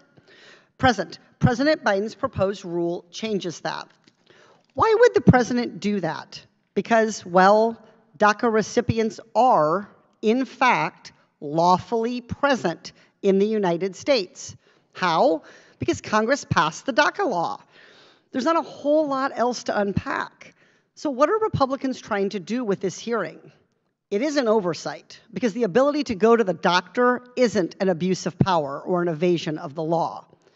The title of this hearing gives a clue: why expanding Medicaid to DACA recipients will exacerbate the border crisis. Let's look at the premise here. First, some facts. Many DACA recipients already have health coverage through their employers, just like other working-age Americans. Dreamers work hard, pay taxes, and they get employer-provided care. So how many Dreamers would even get Medicaid under this new rule? About 13,000. About the size of one small town. And then the other Dreamers would be able to buy, using their own wages, health care on the exchange, just like anyone else who lives and works here in the United States, and do so in compliance with the law. Somehow, letting people who legally live in the United States buy health care is going to create a border crisis. It'd be funny to watch this bad argument fall apart if it weren't such a waste of time. This subcommittee has had great hearings under Chairwoman McLean's leadership, hearings that held powerful people accountable, identified missing guardrails, and improved the lives of the people we serve. This hearing doesn't meet those standards. Because what powerful people are we holding to account here? The people who would get health care under this rule aren't rich or well-connected. These folks aren't using their powerful positions to abuse the system. They're just regular workers trying to get insurance so they can stay healthy. Okay then, so what missing guardrails are we identifying? None. This hearing isn't about putting up guardrails. It's about ripping away a safety net. It's telling people who have followed the rules of the DACA program that they can't access health care. Okay then, so how does this hearing make life better for our constituents? All I can say is when you're making it harder for people to be healthy, you're going to have a tough sell that you're in it for the people. And honestly, I think that's why this hearing is framed to be about the border. Most Americans want healthy communities. Most Americans want dreamers to have a future in our country. But too many Republican lawmakers don't want either of these things. And they know they're not going to convince the people by arguing against popular policies like accessible health care. So instead, they're bringing in buzzwords like border crisis to try to save the day. Republicans need to be able to defend the real reasons that they continue to oppose health care expansion, if this is the hearing that they want to have. Otherwise, I hope we'll go back to having serious oversight hearings. I've seen that the Republicans can do it, and the American people deserve no less. I yield back. From California, Ms. Porter, for 5 minutes. I rise to celebrate a foundational program that has delivered for older Americans and people with disabilities. Since 1935, Social Security has lifted millions of families out of poverty. It has protected seniors' retirement, helped disabled Americans live with dignity, and provided a lifeline for families that have lost loved ones. Over 1 million Californians rely on Social Security. We should build on that success, not dismantle a program that adds $0 to the federal deficit. I'm proud to be an original co-sponsor of the Social Security 2100 Act, which will safeguard this program for generations to come. Workers pay into Social Security. They work hard and contribute to our economy. Congress has a duty to keep this nation's promise and guarantee that Social Security will be there when workers and their families need help. On the 88th anniversary of Social Security, let's recommit ourselves to fulfilling this responsibility. August 5th, 2023 marks the 60th anniversary of the Nuclear Test Ban Treaty, a milestone that shows our commitment to peace and security. The year before the treaty's signing, the world was closer to nuclear war than ever before. By halting most nuclear tests, this agreement cooled the arms race and demonstrated the power of diplomacy. The anniversary of this treaty also serves as a solemn reminder that the United States has never taken responsibility for the harms of the 67 nuclear tests that we conducted in the Marshall Islands. With world tensions heightening once again, the ideals put forth 6 decades ago in the Nuclear Test Ban Treaty remain just as important today. I have introduced bipartisan legislation to formally apologize for the harms we inflicted on the Marshallese people, and I will continue to demand action as a member of the House Indo-Pacific Task Force. We owe it to our kids and grandkids to safeguard this planet for future generations. The Federal Aviation Administration is responsible for keeping Americans safe in the air and on the ground. It should be subject to rigorous and consistent oversight. Our constituents deserve a Congress that does its job of holding the FAA accountable. Too often, the FAA takes months just to respond to congressional inquiries, much less fix these long-standing problems. I'm proud that the House adopted my bipartisan amendment requiring the head of the FAA to testify annually before Congress so that we can get answers about the agency's successes and shortcomings.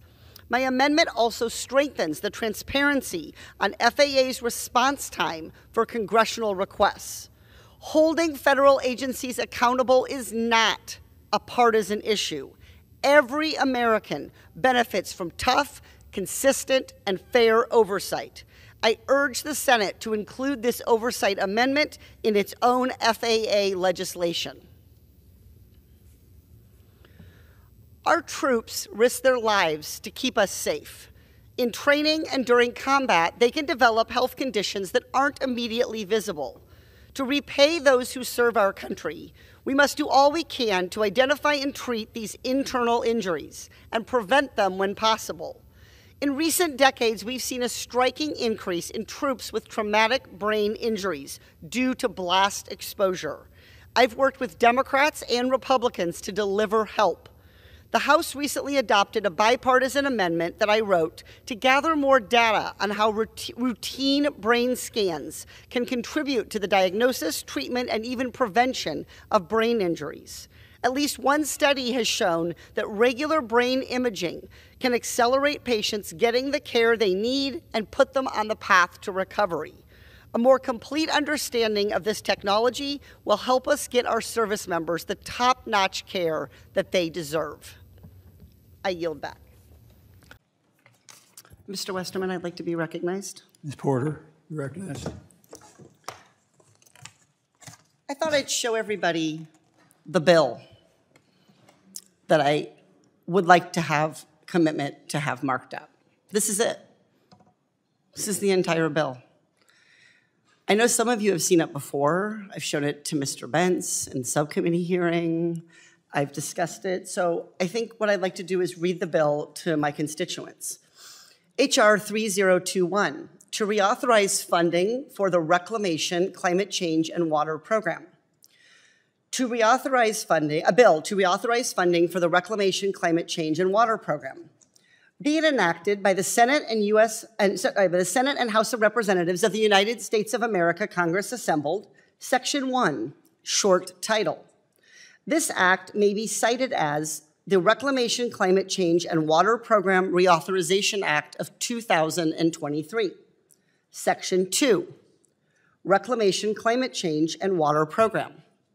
Section 9503F of the Omnibus Public Land Management Act of 2009, 42 U.S.C. 10363F, is amended by striking 2023 and inserting 2033.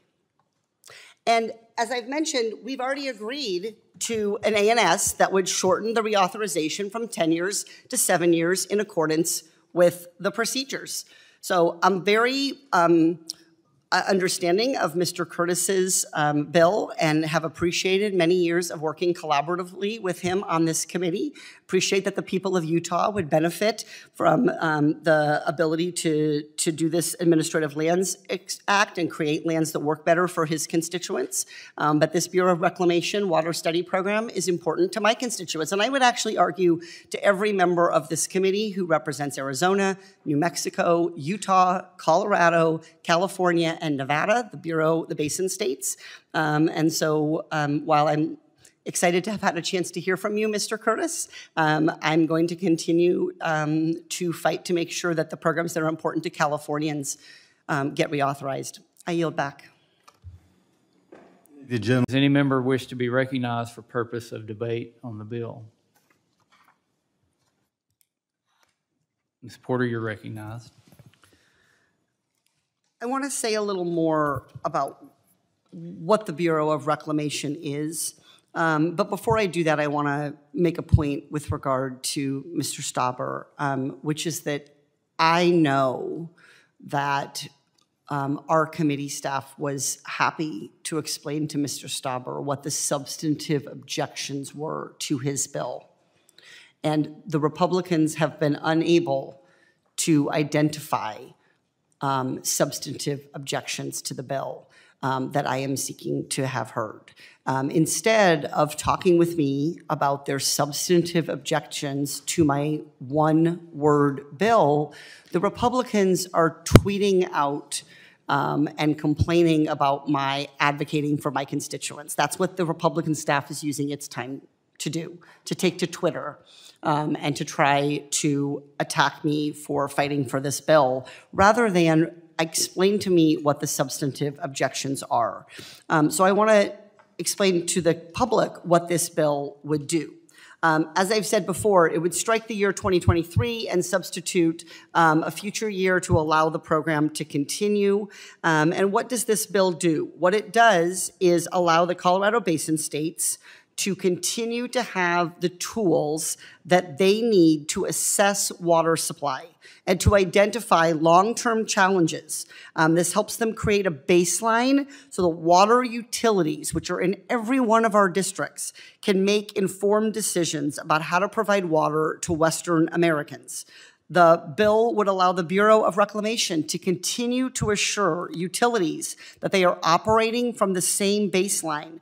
There's no way for any given utility all across the West to know and have enough data and to do enough study on the Colorado River Basin to be able to create that data themselves. It's a waste of local resources, a waste of tax dollars to do that when the Bureau of Reclamation can collectively, on behalf of the basin states, undertake this work. So what this would do is help give utilities the same baseline grounded in research so that they can use that baseline to map out future water. It would encourage innovative partnerships. It would encourage conservation programs, policies that would help sustain current and future water supplies. This is of benefit not only to people living in these districts, but also to agriculture, to business. There's very little that we do in the West that doesn't require water. So this is a clean extension of the Reclamation's Basin Study Program. And so I have already agreed, as I mentioned, to change the 10-year reauthorization to an authorization of 7 years at the annual level most recently provided to the program. I'm not trying to get one more dollar, despite having heard endless comments about, the problems of, President Biden's inflation. I'm just trying to keep this program going. It costs $15 million over the authorization period to keep this going. I've, again, invited my colleagues to explain their objections to the bill, and none of them want to do it. We have debilitating droughts. We have constituents that are worried about going thirsty. We have farms that are worried about whether they're going to be able to continue, ranchers that are unsure whether they can expand their herds. We have a straightforward solution right here. If we believe in protecting Western water utilities and helping users and fighting for our local governments, then this bill should advance to a markup, and it should do it in time to not let the program expire. And this is critical information that these organizations need, that these water districts need to identify the water supply and demand imbalances. This program, and we heard, by the way, and yes, Mr. Westerman, Chair Westerman, I had a hearing, and at the hearing we heard from Commissioner Tootin of the Bureau of Reclamation, and they explained that this program works well and that the Bureau of Reclamation has no issues with this program. None of the members of the Republican side of the aisle were able to identify any programs. So this is simply about not reauthorizing something that is working well in government. And I think our constituents deserve better. There are things in government that don't work well. There are times when we need to push our government to do things differently. There are programs that we should let expire, and there are new programs that we should create. This isn't one of them. This is about sinking something that delivers for our constituents solely because of partisan politics. It's really disappointing. I yield back. Gentlelady yields back. Is there further discussion? Just to go back for a minute, speaking of women's suffrage and the importance of women's political participation, I will observe that in this committee's work so far this year, there have been 3 people who identify as women, 3 women, committee members who have had their bills marked up, and there have been 13 men. So I'll just observe that the fight for political recognition and equality and full participation continues apace today. And in fact, of the bills that have not yet been marked up of members of this committee, there are 3 Democratic members whose committees have 3 bills offered by Democratic members that have not been marked up, and 2 of the 3 are mine. The other one is Ranking Member Grijalva, and he has as another bill that is being marked up now, this very bill, which I am pleased to be supporting. So I find it ironic that what I'm being asked to do is take a vote to support a monument that celebrates women's rights to vote, even at the same time as I can't get the courtesy and respect in this body to learn of the substantive objections to my one-word bill. I yield back. I noticed that Ms. Boebert, the proponent of this bill, is that correct?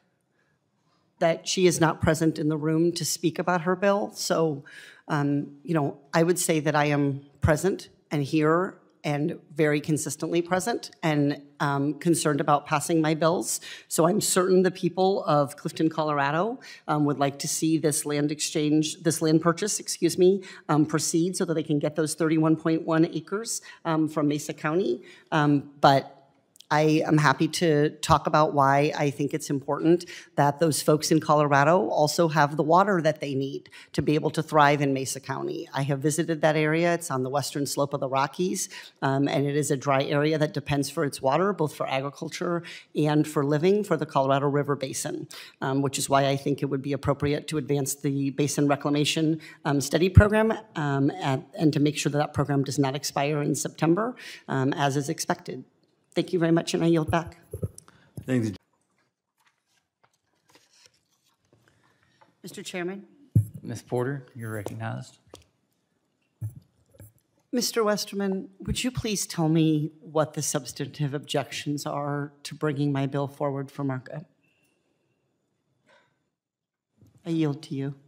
Well, I appreciate you yielding, but we're debating the Grand Ronde Reservation Act Amendment of 2023, and like I would extend to any member, I will try to work with you to get bills that we can get on the UC calendar or bills that we can mark up. We work closely with Mr. Grijalva, and today is no exception where we've got 3 minority bills on the calendar to be marked up.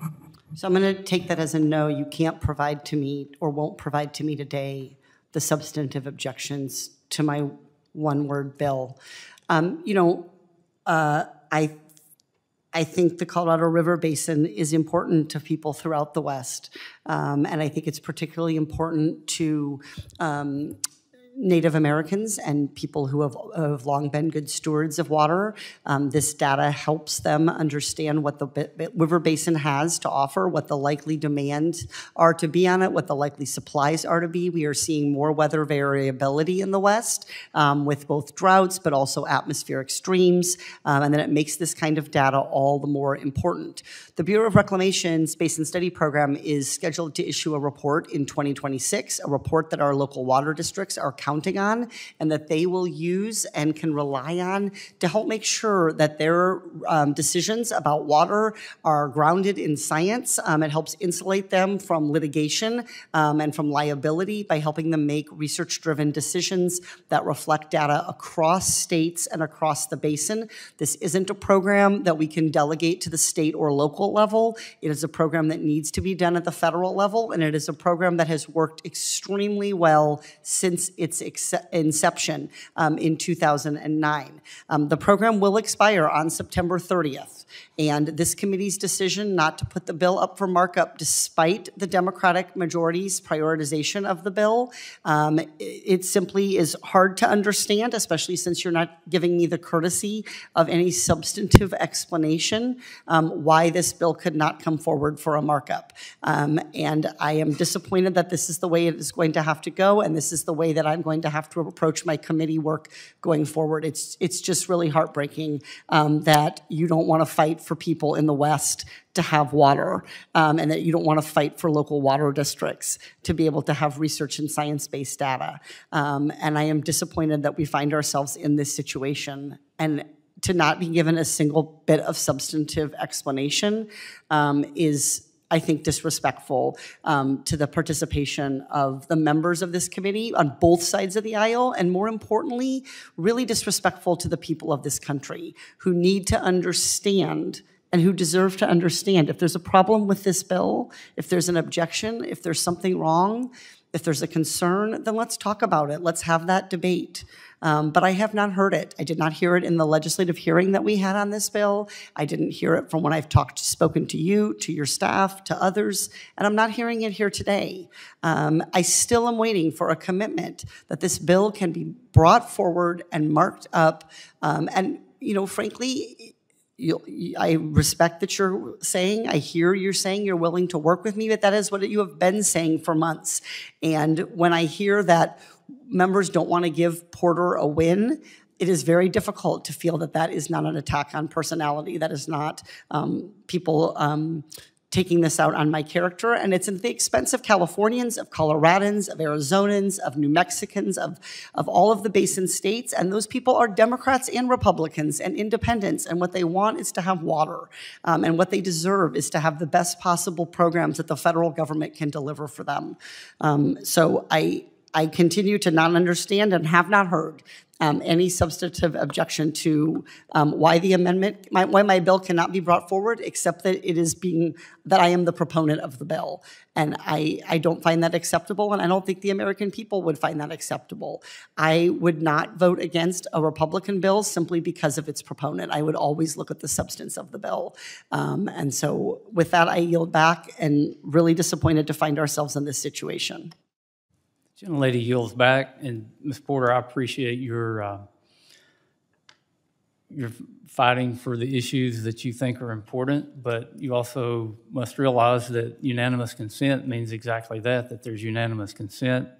Members don't have to give me a reason why they would object to a bill that could be on the unanimous consent calendar, just like you have the opportunity to object to the bills that are on the calendar today. That's something every member has that privilege for.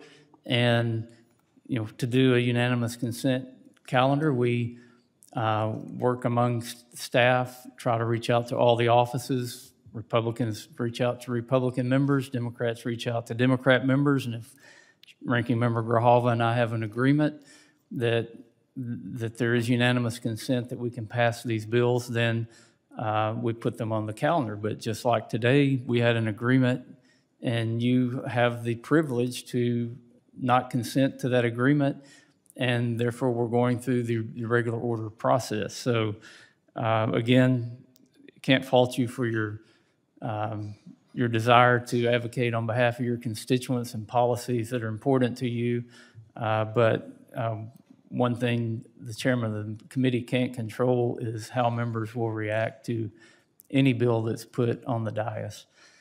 Mr. Westerman, may I give just a 5-second response? Really quickly. I'll yield. With all due respect, I am sitting here telling everyone what my objection is to proceeding with UC.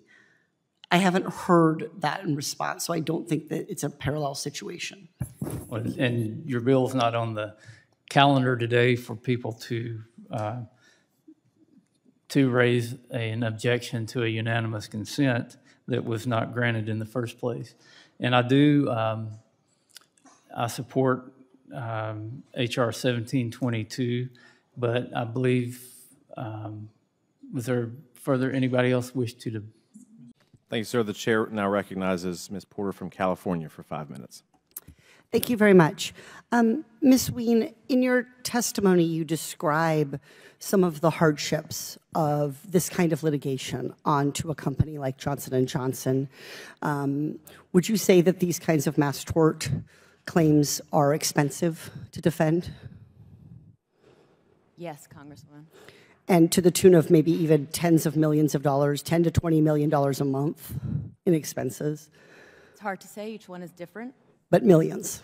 Yes, Congresswoman. Has it had an effect on Johnson & Johnson's overarching financial position, its stock price, its bottom line, its ability to invest in life-saving R&D, for example? Congresswoman, every expense has an impact. And so while I can't quantify it for you right now, it does have an impact. Johnson & Johnson, in its public security filings, in 2019 disclosed $1.2 billion in loans and notes payable, normal debt. In 2020, it disclosed $2.6 billion. almost double, more than double. In 2023, that amount had jumped to 11.7 billion. So Johnson & Johnson is taking on more loans over time, more notes over, more debt over time. Has any of that been at all driven or related to the expenses, the incredible hardship that you describe of defending against these claims? Congresswoman, while I couldn't specifically answer that question for you, I think it's interesting to note that we disclose our expenses, we disclose our source of revenue. The difference between third-party litigation funding and the defense of these cases is that there are no disclosure requirements there. There's no transparency there. Oh, so Ms. Wien, you disclose, Johnson & Johnson discloses the names and terms and details of its loans? Congresswoman, that's not what I said. I said that we make our public disclosures as required by the SEC rules. Yeah, but all you disclose is the amount of the debt.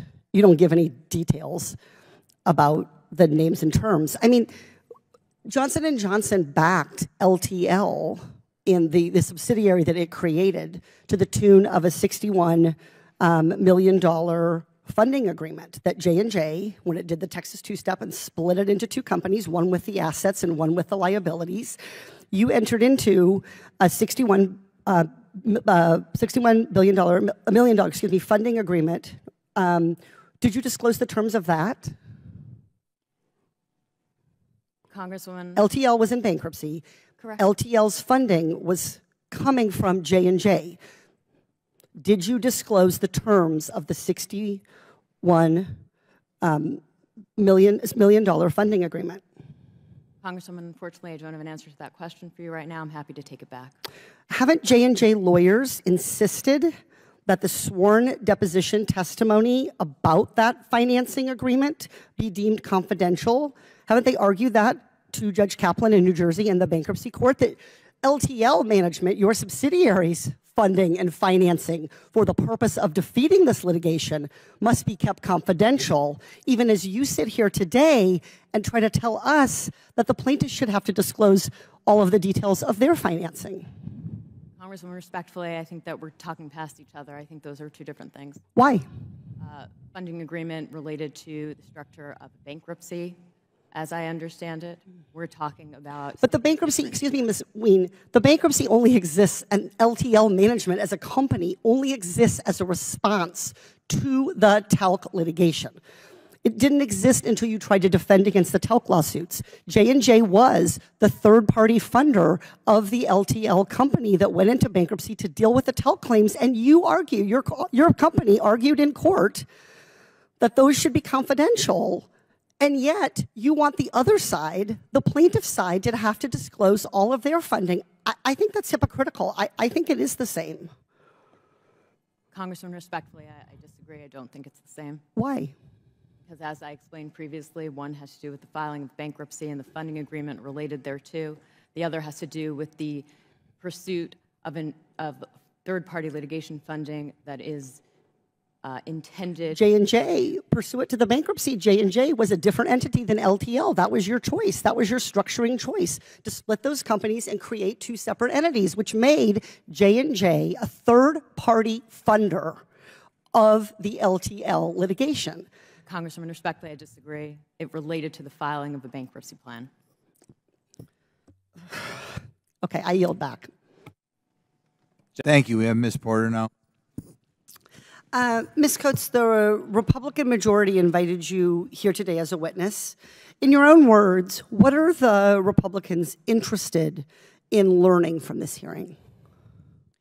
Well, thank you very much, Congresswoman, for that question and for the bipartisan participation in this committee hearing today. I do echo Mr. Goldman's comments about getting to a good bipartisan spot on Iran that is focused on the national security interests of the American people, which I think all of us take very seriously. I think the questions, as I understand them from the majority on this committee, is an exploration of what's been going on now for well over. So what is the administration's Iran policy? What is the Iran policy? What has been negotiated in Vienna? What is being agreed to potentially as a new deal? And I certainly think questions about the status of the former special envoy, given how opaque the State Department has been about that, are valid on the part of the American people. Okay, so Ms. Coates, we want to evaluate the Biden administration's policy toward Iran, and it has these different components that you just started into. We can't evaluate the policy until we know what it is, and that seems like a big part of the frustration and the issue here.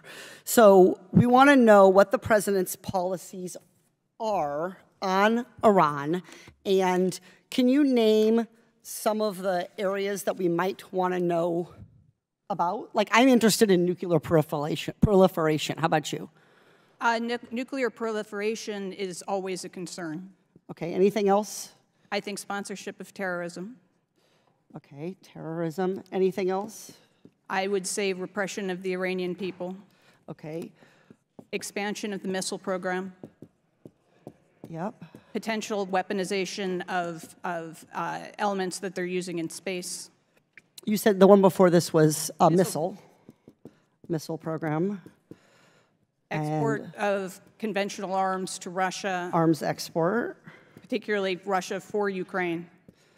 Okay, so there's a lot of good stuff here.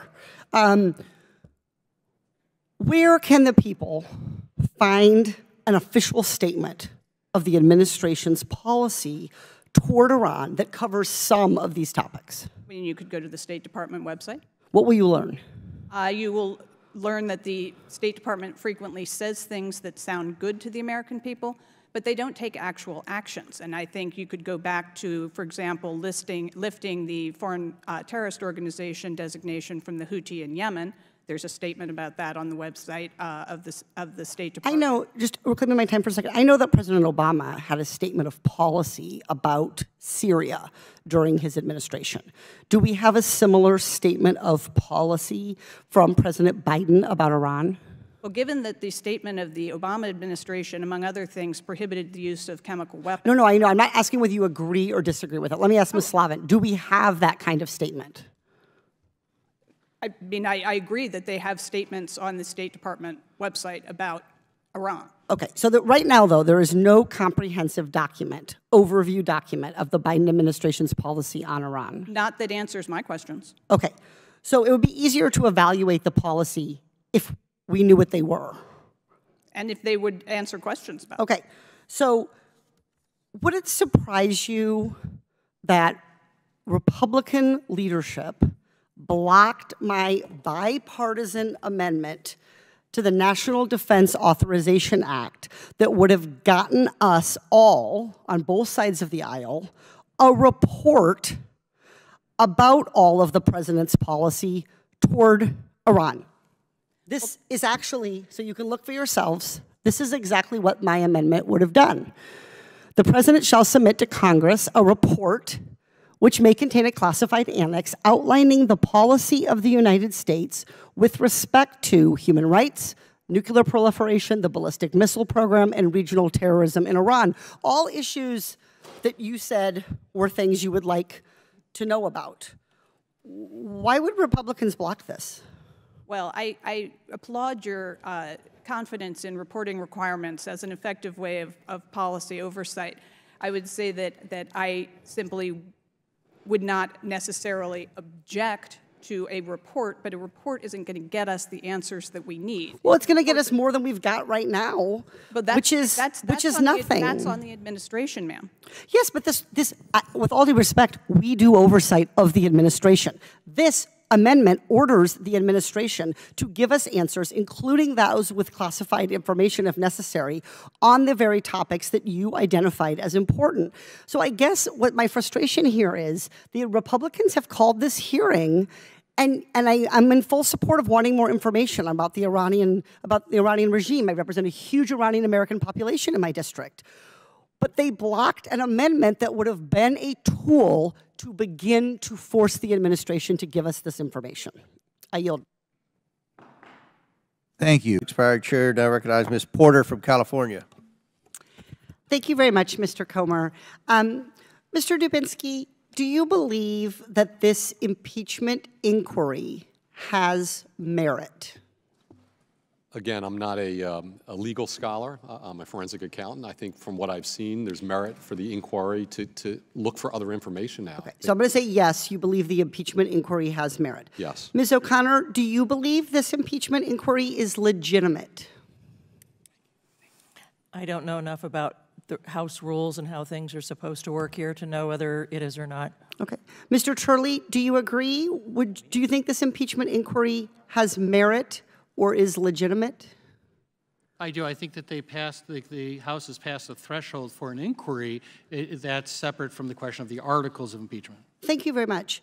A veteran of several impeachments said that an impeachment inquiry without a floor vote by the Congress would, quote, create a process completely devoid of any merit or legitimacy. Mr. Dubinsky, who said that? I don't know. Ms. O'Connor, who said this? No clue. Mr. Turley, who said this?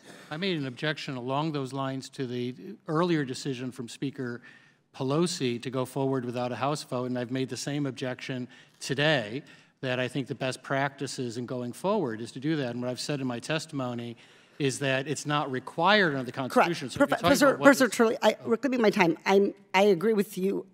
We're not talking about whether it's required legally. I'm just asking you, can you say again for the committee, do you know who made this statement, and if so, who? I don't. I've made an objection along those lines. Look, give me my time. This quote is a statement from now Speaker Kevin McCarthy. Mr. Dubinsky, do you know the date of the House floor vote on this impeachment inquiry? No, I don't think there was a House floor vote. Ms. O'Connor, do you remember any House vote? I have not been following that. Professor Turley, was there a House vote on this impeachment inquiry? And not that I know of. So this House vote didn't happen. There has not been a House vote to move forward with this impeachment inquiry. So we haven't followed what the Speaker himself, Mr. McCarthy, has said is the process that we should be following so that an impeachment inquiry would have merit or legitimacy, which is something that I think all Americans on both sides of the aisle should expect investigations or inquiries like this to have. I think Americans should be able to expect that the things we do in this body have merit or legitimacy. Today, by having this hearing, Republicans have changed their tune. I think I know why Speaker McCarthy is going back on his conviction. His members are demanding an impeachment, but their months and months of investigating our president have not revealed yet any evidence that he himself has committed crimes. But Speaker McCarthy wants to keep his job, so he is set on delivering an impeachment inquiry, whether or not there is any evidence, and even if, in his own words, that impeachment inquiry would be devoid of any merit or legitimacy. Mr. Dubinsky, I have one final question. What is the title of this hearing? The title was The Basis for an Impeachment Inquiry of President Joseph Biden. But according to Speaker McCarthy, there isn't a legitimate or meritorious basis yet for this hearing. And no amount of noise on the other side of the aisle is going to change this. As Speaker McCarthy said, in his words, this impeachment inquiry is devoid of any merit or legitimacy. Wow, I just did it. At the very end of an extremely contentious hearing, I found something that Speaker McCarthy was correct about. I yield back.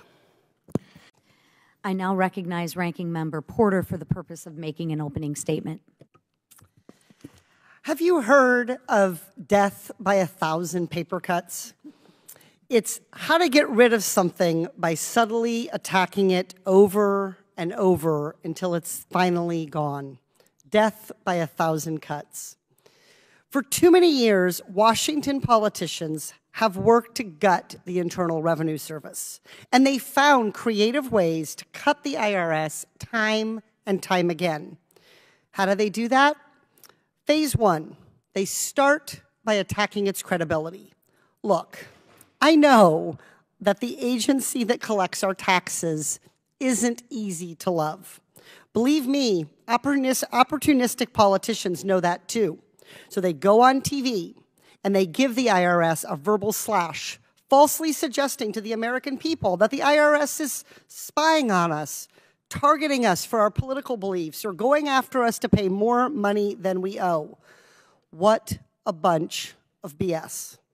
But even though those claims lack any evidence, we might be inclined to believe negative things about an agency that collects taxes. Look, even the Bible isn't that kind to tax collectors. These politicians easily succeed in creating and spreading hostility, making it even easier to slash the IRS again.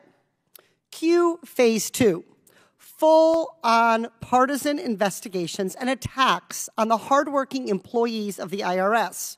Look no further than the last time the committee Republicans went hard after the IRS. Under the Obama administration, Republicans falsely claimed the IRS was unfairly targeting conservative organizations more than progressive organizations applying for tax-exempt status. The IRS spent $20 million and produced 1 million pages of documents in response. Ultimately, Republicans didn't prove anything. They instead used it to justify diverting resources from IRS customer service, IT, and enforcement. But that's what opportunistic politicians wanted, to turn people against the IRS, to divert resources so the agency can't do its job, and then to take one last slash.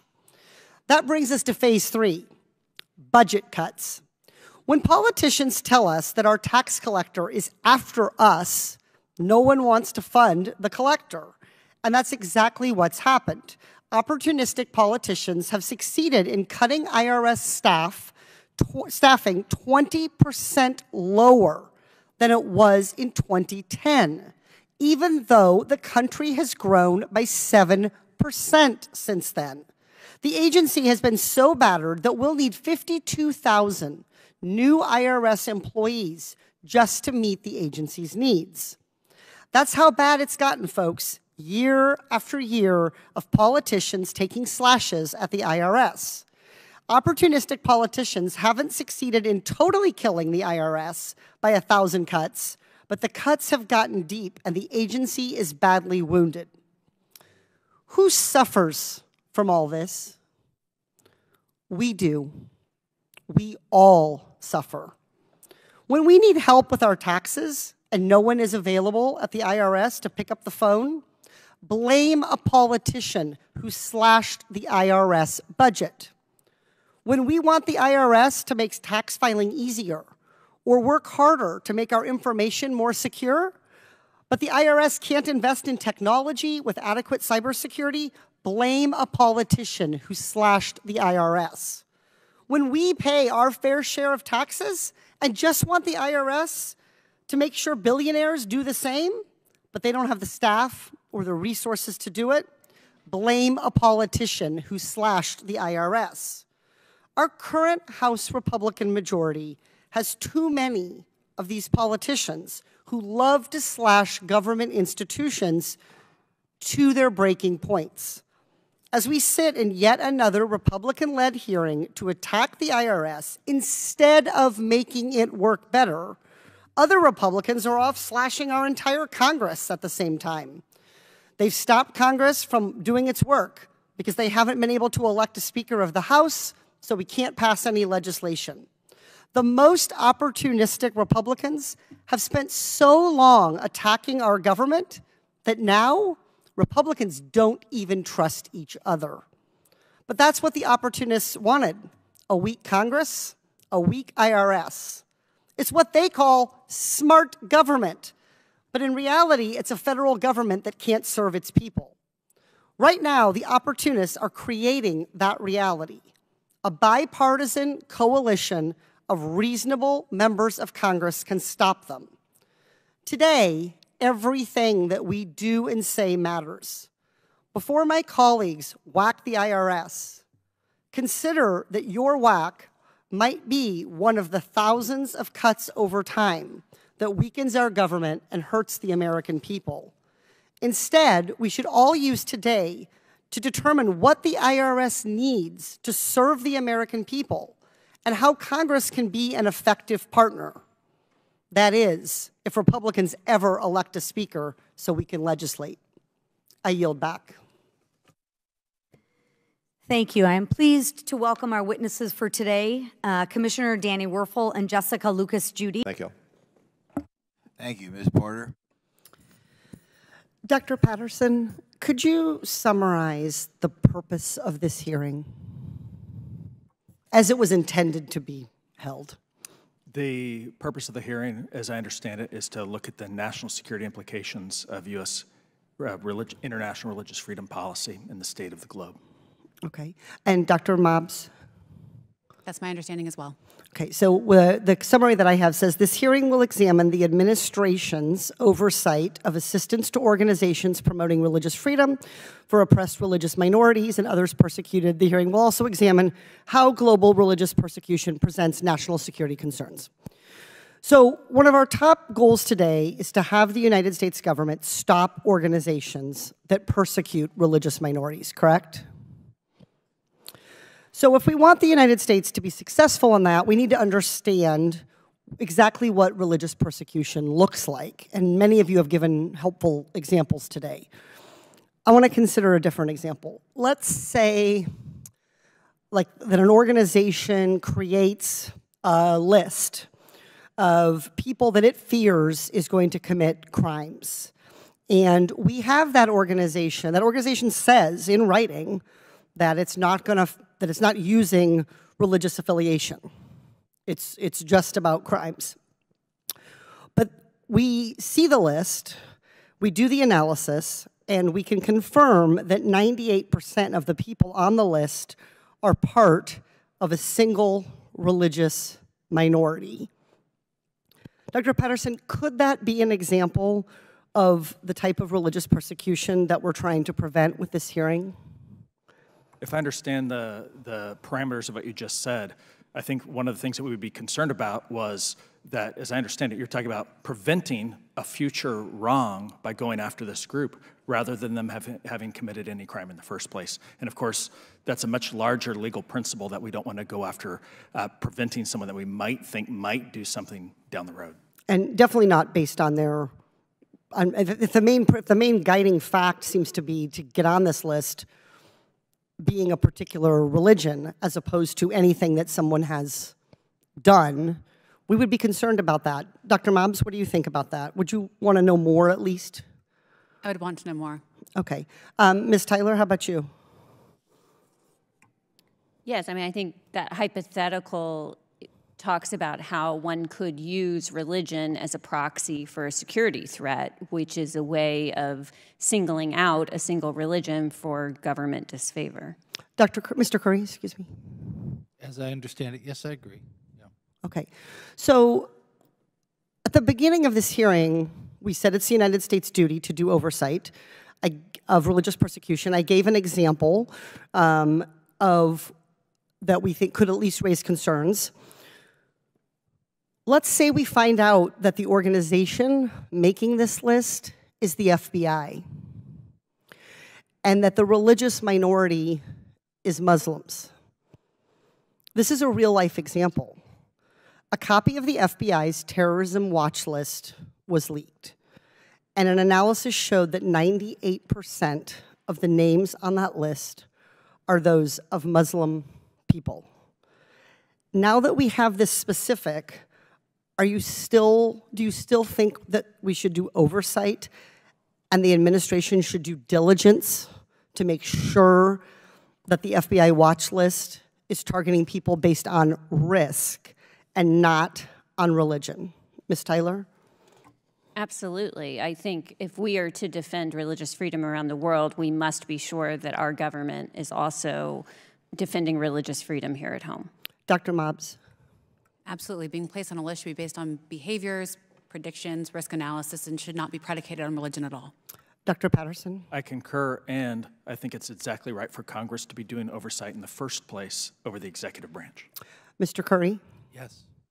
So we have a strong consensus here, and I hope my colleagues on the other side of the aisle will join with me in asking that the administration give us more information about how they've constructed this list and why the list seems to be based on religion.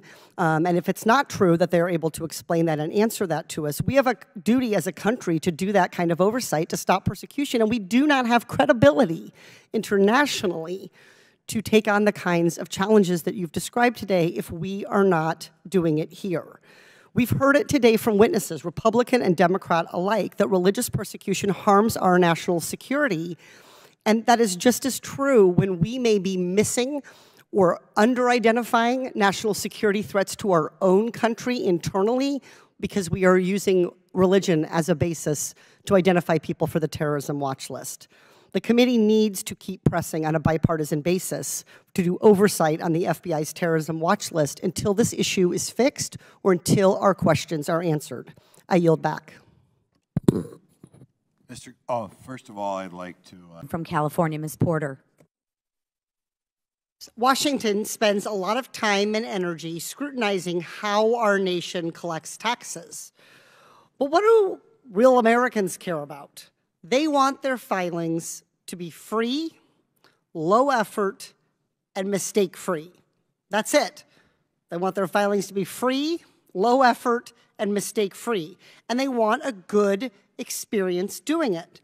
So let's cut through the Washington noise and help people decide what tax filing method can get them there.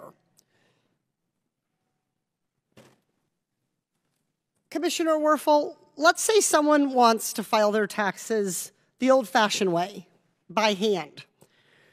I used to think that was fun when I had more free time. Would that be a free way to file? It would be. That would be free. Yeah. I cannot get this marker off. All right. Yes, so that would be free. All right. How about low effort? No. No, it's a lot of work. Yes. You got to read a bunch of documents. You got to try to Fine cross-reference things. Yep. Exactly. Do filers who use this method make minimum mistakes? No, more mistakes. More mistakes. Yes. I've made a mistake and had one of your correction notices. 1 out of 3, not too good. So let's look at tax preparation software. This is a multi-billion-dollar industry, as my colleague Mr. Raskin mentioned. Would that be a free way to file? Generally, no. Generally, no. They sell you a lot of things along the way, audit defense and these different programs and the extra help that you can get. So that usually costs money. The software itself costs money. Yeah, it all costs money. Does that method involve low effort? Depends, but it can. Yeah, I think usually easier. Easier. All right, so let's put a box there.